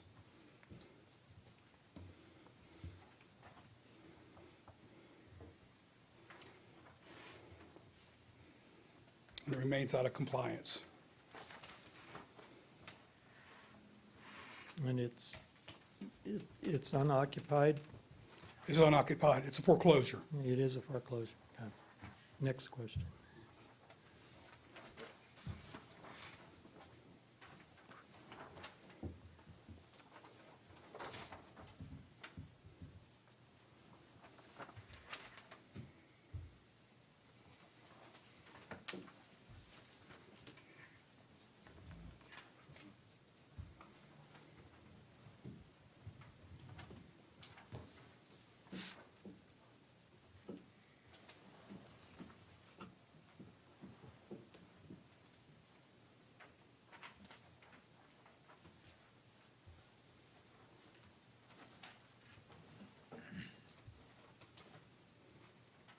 Has this property, I know you haven't been assigned to this property for all that long, but has this property ever had the grass mowed? It has been mowed one time since I started this, and the grass right now is at that halfway point, is iffy. So I really don't know how often it's being mowed, if it's being mowed at all. Right, it's cooled off a little bit. So, Okay. Mr. Stats? For the site triangle, is it bad, like, is it a problem? it's a problem, sir. If I'm sitting at that intersection, I cannot see down West River Drive. Would we as the city recommend cutting it, or I'm just looking at it from a, citizen hazard, or, so we don't have more problems from it? We have the authority, if it's a health safety issue, we feel it's a health safety issue, to make a recommendation to the city. I just don't know. I believe that is correct, if I'm not mistaken. I mean, I'm not saying to do the whole guy's yard, I'm just saying just that Yeah. corner or whatever, so we don't have any issues with You other. do have that right to order, the city to go out and remove that vegetation. But is it vegetation or is it a tree? Is it It's a tree? mixture. Okay. I can go out there tomorrow, and I don't have a problem removing that debris, because it is in the city right-of-way area, and I don't have a problem bringing some snippers in and maintaining that area. Yeah, being a safety issue, a traffic issue, that could be I agree. detrimental. I agree. The only thing I would ask there is, and maybe the city attorney can attest to this or correct me, but I would think we would want to document the manpower, the time, and assess a value to what it took to do that, and would that be placed as a lien on the property? Typically, lien is placed on the property if there is an outside vendor hired, right? Or supplies, stuff like that, like when the fence, like, let's say, for example, a fence was put up, it would be, what we had to pay the contractor to come and build it, and I'm not sure if the city would charge for Tom's time to go out there and cut it down, or to have, the other, like, City Works go out there and do it, or something like that, so, but typically, that's what the liens are assessed for, is for out-of-pocket costs. Okay, I have a question, and it goes along with that. The finding tonight, which in all indications would be some sort of a fine, and it's abandoned and it's foreclosed, and it's, well, all of the bad side of properties that sit abandoned, the fine will probably accrue, obviously accrue, and whatever our fine is set at, the fine that accrues would eventually cover the city's time and effort. And keeping a record of that would be good to come back to us. I agree with you there, yeah. I wasn't trying to give you more work. I don't mind, I don't mind. And it's probably about a 30-minute job to clear it. And I just wanted to make sure we're in I'm the, scared if somebody gets into a wreck, then we got a problem, I and, agree, you know. and that's why I have no problem doing that, going out there and taking care of it. and then I just want to make sure we're in the framework of how the statute was written and how it is laid out for us so that we're not, Yeah, I think that's consistent, yeah. okay. Anything else? Nothing else, sir. That was my One more question. The scope of the work is 30 minutes, you say? About 30 minutes to 45 minutes. Any other questions? Thank you. There being no other questions, I call for a motion I'll make a motion. again. Unless you don't want me to. Yeah. I'll Yeah, go. good job. let Mr. Lloyd be thrilled to, I'm sure. Mr. Lloyd seems to have a I do have a question. question before he makes the motion. Do we have to make a separate motion for the health safety issue? No, I don't think To so. make- Okay. No, and I think what the city would want is just a finding on everything, and then in the interim, if the city goes and fixes it before the 30-day deadline, whatever deadline you set, then they're in compliance. Okay.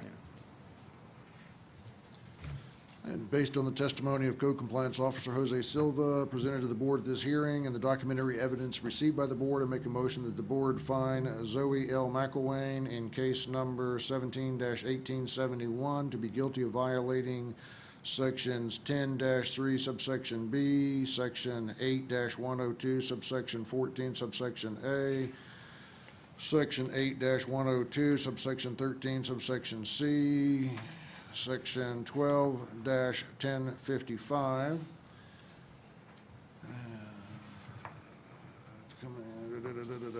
Oh, and give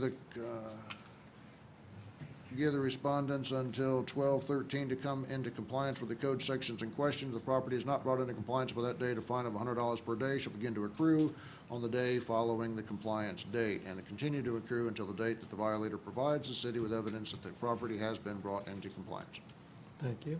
Second, I'll second it. Mr. Newkirk. All in favor? Aye. Aye. Aye. Opposed? Nay, no nays. Motion carries. Next case. Okay. And we will actually move, I missed the first case on the agenda, which is case number 17-1607, City versus Judy Flynn for 6709 Jennifer Drive. The case is before the board based on alleged violation of section 10-3B sanitation grass weeds and section 8-102-13B exterior walls maintained in good repair. The case will be prosecuted this evening by Officer Buckland.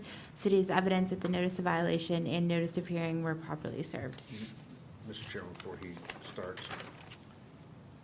I've recused myself from this case, this property before, and I'm going to recuse myself again based on previous violations on this property. So Okay. I'm going to step out of the gallery. All right? I'm assuming you filled out the form, or you will, or, I've filled it out in the past, but I'll fill it out again for now. perfect. Thank you. Yes, Steve Buckland, Code Compliance. This case originated proactively on July 25th by former Director Joe Damian as part of one of the neighborhood sweeps that was being conducted. The initial inspection noted overgrown conditions with stains and walls, or stains and vines on the walls. At that time, a door hanger was issued with a compliance date of August 1st, 2017. Later on in August, after I came on board here, this case was assigned to me. My inspection on August 24th revealed that there hadn't been any change to the property, and therefore a notice of violation was issued with a compliance date of September 8th. There was no response at the door of the residence, so I posted the notice on the front door of the residence and requested that City Hall go ahead and post a copy at City Hall and also to mail copies, both certified and regular mail, to the registered owner. I received a phone call from Judy Flynn, the owner of the property, right around the September 8th mark, asking for additional time. I extended the date to September 15th. Soon after this conversation, the grass was mowed, but the stains remained on the house along with the vines. In between September 5th and October 3rd, I had stopped at the residence a couple of times trying to reestablish contact with her to see if we could get a time frame on what was going to happen with the, getting the stains corrected. Was unable to make contact either at the door or when I left messages for her to return my phone calls. Hadn't got any kind of contact. So on October 3rd, where there was again no changes in the stains in the vines, and also the overgrown conditions had reoccurred. At this time, I took photographs of the violations. And at this time, I'd like to submit the photographic evidence of the violations. Exhibit number 1 shows the view of the house and the yard from the north, showing the stains on the walls and also some of the overgrown conditions. Exhibit number 2 shows the view of the south side of the house, again, that has the mildew stains on it and also some of the overgrown. And the photograph number, or evidence number 3, exhibit number 3, shows a little bit in more detail as far as the overgrown conditions in the property. Board will accept. Thank you.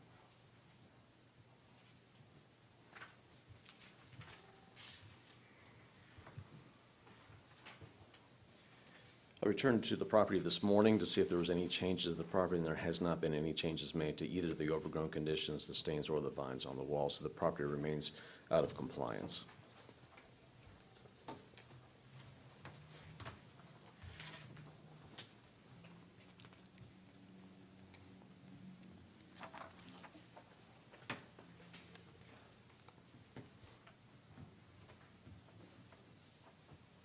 Question? Is the house occupied, or can you tell? Yes, it appears to be occupied because there are different numbers of cars in the driveways from time to time. And that's particularly when I saw that there was 2 cars in the driveway, which was not the norm for that particular house. I tried knocking on the door and didn't get any response at the front door at all.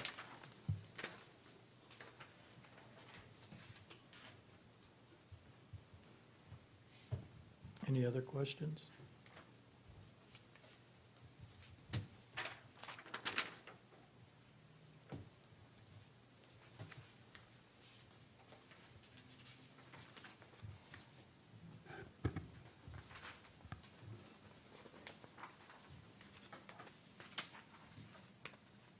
No questions?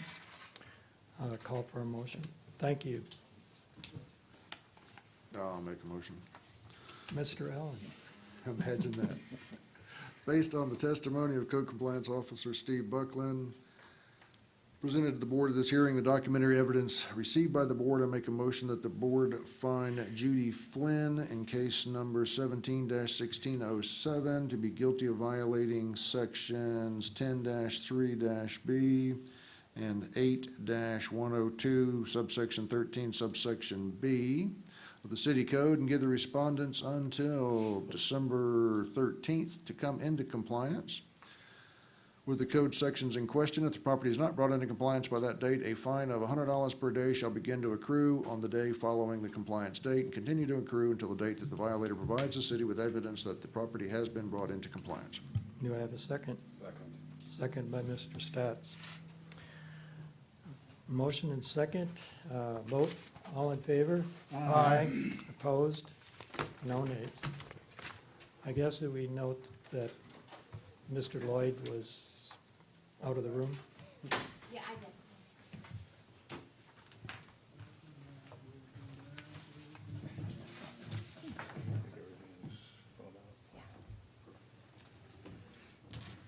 Next case. Okay, the next case will be case number 17-2279, City versus Miguel A. Rivera and Abigail Sires for property located at 7604 Gulf Court. The case is before the board based on alleged violation of section 12860, inoperative vehicle outdoor parts storage. Case will be prosecuted this evening by Officer Silva. The city has evidence that the notice of violation and notice of hearing were properly served. Jose Silva, Code Compliance Officer. This case originated September 28, 2017. My inspection revealed an inoperative vehicle with a flat tire parked in the driveway of the residence with no tag. This time I issued a door hanger with a compliance date of October 5th, 2017. My inspection on October 5th revealed no change, so a notice of violation was issued with a compliance date of October 16th, 2017. The home was unoccupied, so I posted the notice at the home as well as City Hall and mailed copies certified and regular mail to the address. My inspection on October 16th revealed no change. This time I'd like to submit 2 photographs, the first taken on October 16th, The first one shows the inoperative vehicle in the driveway, and exhibit number 2 shows the vehicle without a tag or current registration in the driveway. Board will accept.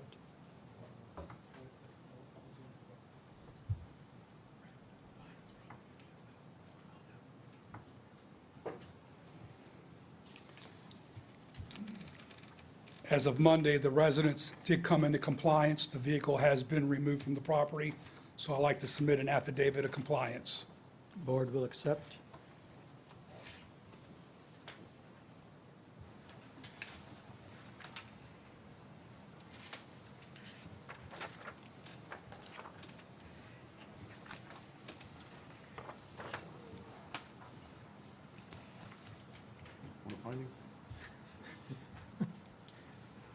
Okay. Call for a motion. I'll make a motion. Oh, Mr. Lloyd. I'll give Board Member Allen a break. I'll take the easy one. Based on the testimony of Code Compliance Officer Jose Silva presented to the board at this hearing and the documented evidence received by the board, I make a motion that the board find Miguel A. Rivera and Abigail Sayers in case number 17-2279 to be guilty of violating section 12-860 of the city code, but because the property is brought into compliance before the date of this hearing, no fine shall be assessed. Motion and second by Mr. Allen. All in favor? Aye. Opposed? No nays. Next case. Okay, we will go to case number 17-2038, City versus Carolyn P. Heron for property located at 7507 Wakula Drive. The case is before the board based on alleged violations of section 12860, inoperative vehicle, outdoor parts storage. The case will be prosecuted this evening by Officer Silva. The city has evidence of notice violation and notice of hearing were properly served. Jose Silva, Co-Compliance Officer. This case originated on September 16, 2017, from a citizen complaint. The citizen called to complain that there was a vehicle parked on the easement between two residents on the yard grass. My inspection revealed the inoperative vehicle parked on that yard grass in between the both residents. The vehicle had also an expired tag. This time I issued a door hanger with a compliance date, with a reinspection date of September 19, 2017. My inspection on September 19, 2017 revealed no change, so I issued a notice of violation with a compliance date of October 4th. The home was unoccupied, so I posted the notice at the home as well as City Hall and mailed copies certified and regular mail to the address. My inspection on October 5th revealed no change. This time I would like to submit photographic evidence of the violations taken by me on October 16th and October 20th. Exhibit 1 is going to show the silver Honda Pilot parked on the yard grass and the expired registration on that vehicle. Exhibit number 3 is going to show the second inoperative vehicle parked in the driveway, and exhibit number 4 is going to show the expired registration on that vehicle. I'd like to submit those photographs. Board will accept.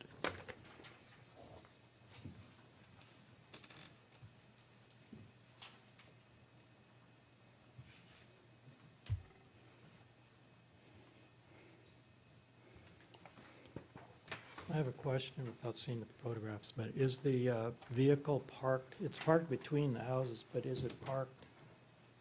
Okay. I'm going to answer your question right now, sir. Withdraw my question. They're playing a shell game. That Honda Pilot now has been removed from the yard grass and moved over into the foreclosed house driveway next door. But he still has the Chevy Cobalt in the driveway with the expired registration. Okay.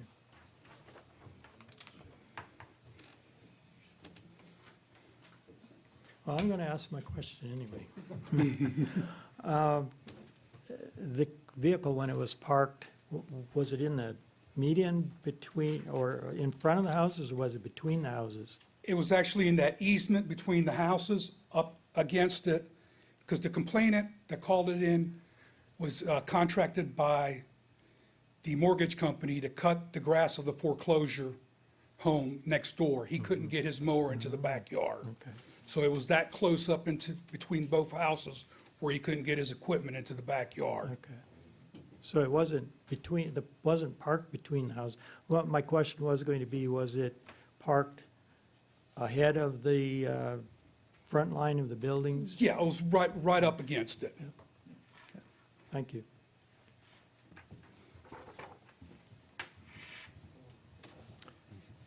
Mr. Allen? Yeah, I just have a question, and it's probably more of a procedural thing. Since it's two different vehicles, should it be two separate?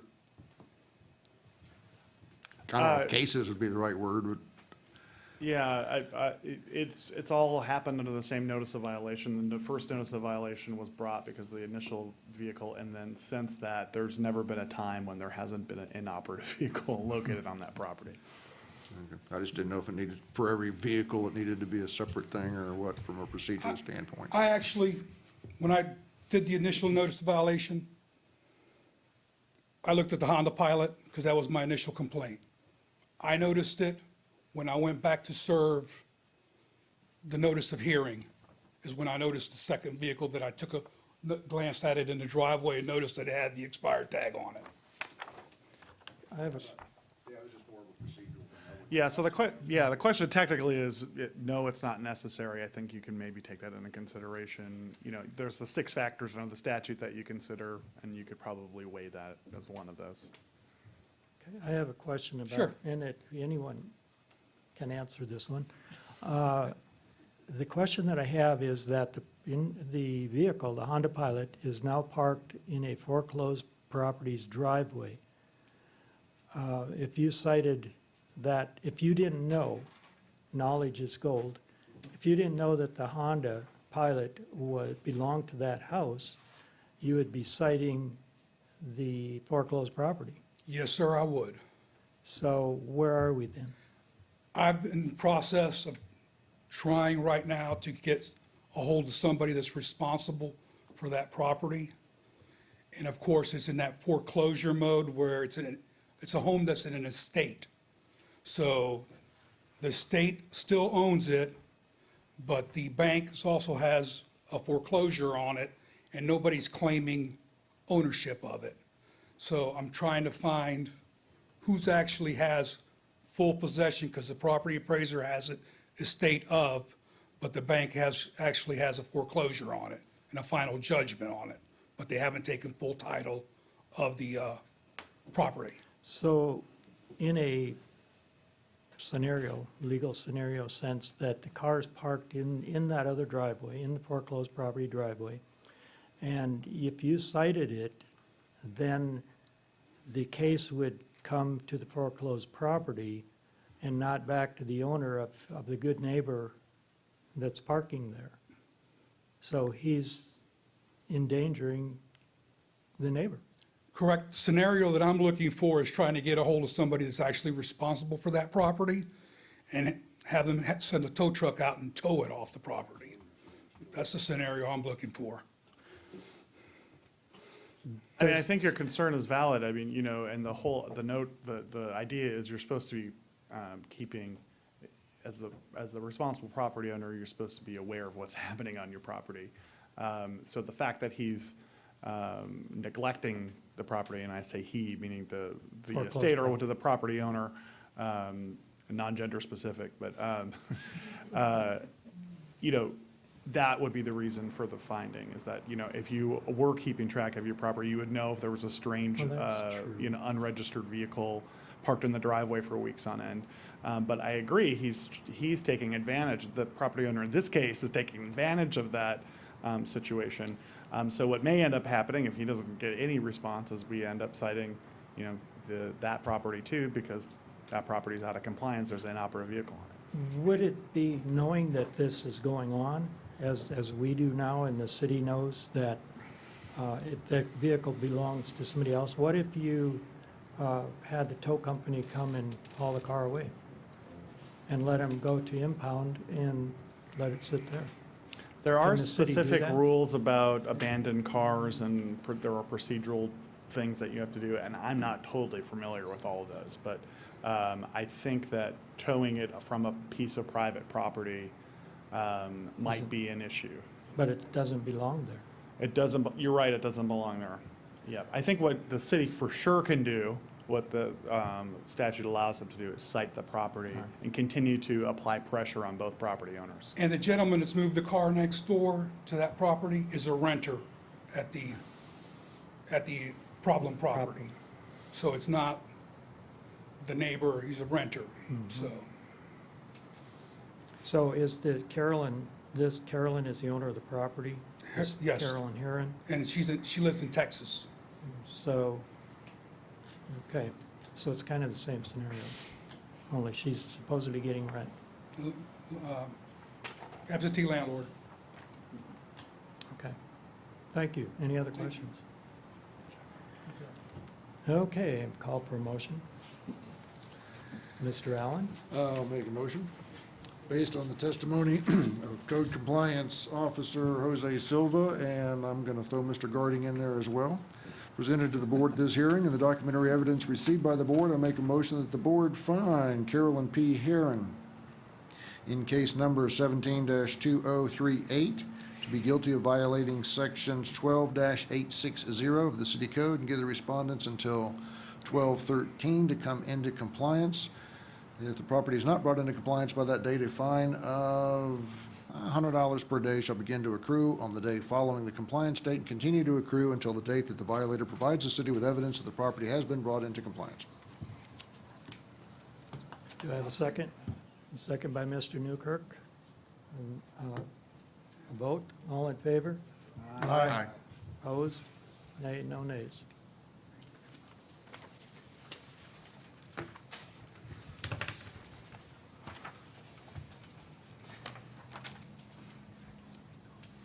Okay, ready to go on to unfinished business.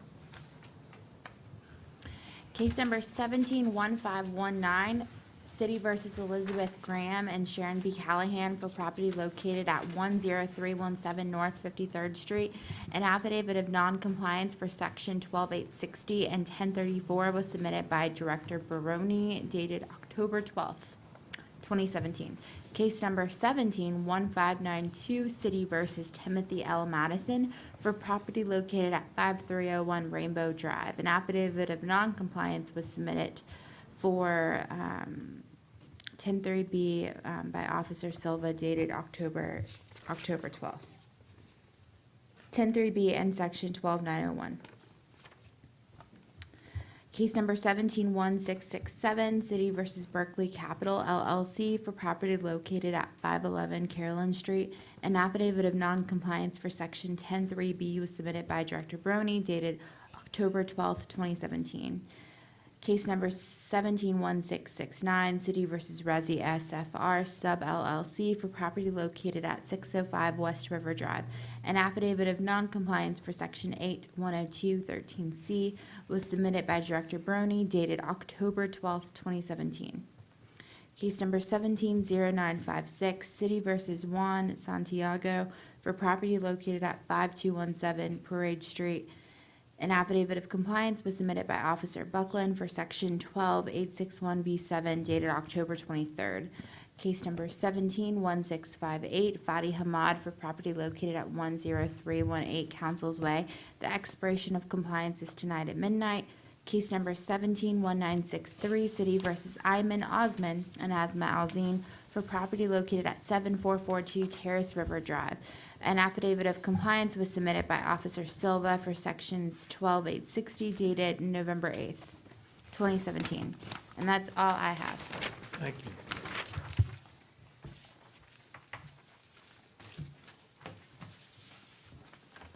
Any other comments by anyone? Mr. Barone? Yes. I just wanted to take the opportunity to thank my staff, my two new inspectors.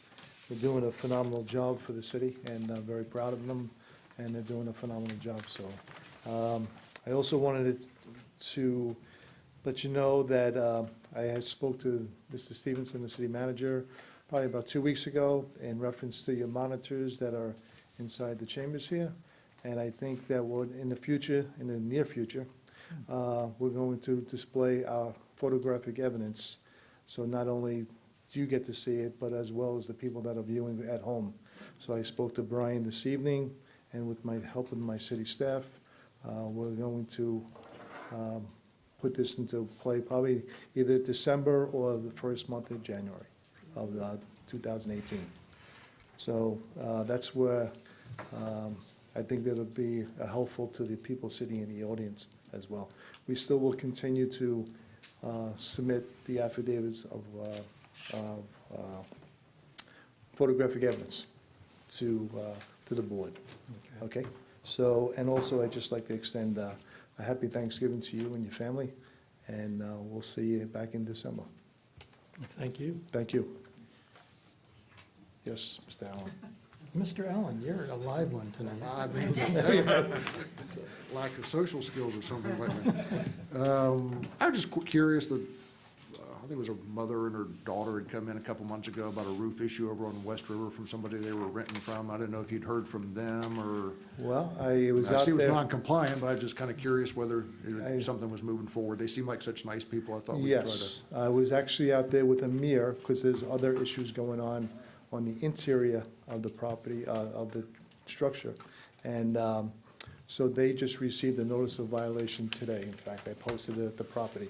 So the roof condition still remains topped and out of compliance, but there's an electrical issue going on inside the property, and that's why I brought the building inspector with me. So there are some violations going on there, and that may be heard at the December agenda. So, but they're very nice people, and, yes, yep. Just wanted to bring it up. Hopefully something was moving forward for them. I wish I had better news, but I don't. So on, what is it, 103? 104 Mission Hills? 104 Mission Hills, yes. Okay.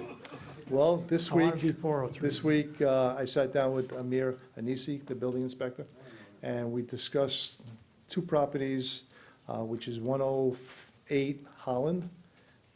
Me and Amir, I went out there last week. The structure, the property, the front door is wide open. It's unsecured. Was not happy with what I saw, so I brought the building inspector there, as well as Steve Buckland. We walked the property, and I brought the owner in. He's a contractor, and we sat down with him, and the city needs to move forward with that property. So he guaranteed us within the next 4 months, 5 months, it should be completed. But Amir wants to see new permits, so there's a lot of changes at that property. 104 Mission Hills was issued a repeat violation 2 days ago, and the owner saw me last night. I don't know how he knew I was here at City Hall, 8:30 last night, but I had a dialogue with him in the back, and as of Monday, work is supposed to begin. I warned them, and I said, if it doesn't begin on Monday, we'll be back here in December. So that would be a repeat violation case. So I may have made a mistake, I hate to say that, maybe last month, putting that property in compliance, but he did obtain a permit for Well, that, yes. but maybe I shouldn't have put it in compliance. But I'm here today saying I'm not perfect, but I will bring it forward to the December hearing, and we'll move on from there. Well, you didn't make any mistake, because I had asked them to get in contact with you Right. if anything changed. Right, And last month, there was a permit that we needed and we got. right, right. But But I I told can them today- report, as of about 3 o'clock today, there was a green van parked in the driveway. Right, and they called me today as well. So, as of Monday, work's supposed to begin, but I told them enough's enough, and the city's been very frustrated with this property, Yes. and I believe it's not fair to the neighbors that They have to had drive by nothing. that. So- Nothing. No, I agree, so we need to move forward with this. So hopefully I'll have better news come December, but, so, we'll see. Mr. Warren, next down the street, That was another gonna be my case. next Well, question. The weather's cooled off, and, you know, It's been maybe. dry, Yeah, it's been Well, dry, maybe Mr. As if you drive by, you'll see the top still there, and the fine and still the begins. trash is still on the roof. The ladder's Yes. missing, but the trash is there. That's And he good. had his truck there on Friday or Monday, I can't Right. remember which day. I wish I Halfway- could, I wish I could correct these violations myself, but it doesn't happen that way, so. I wish I had better news, but, Well, again, we thank you, thank you, and you, all of you, everyone have a happy Thanksgiving. yes, thank you. And call for a motion to adjourn, Mr. Allen? I'll second it. Motion and seconded. All in favor? Aye. Opposed? None. We are adjourned.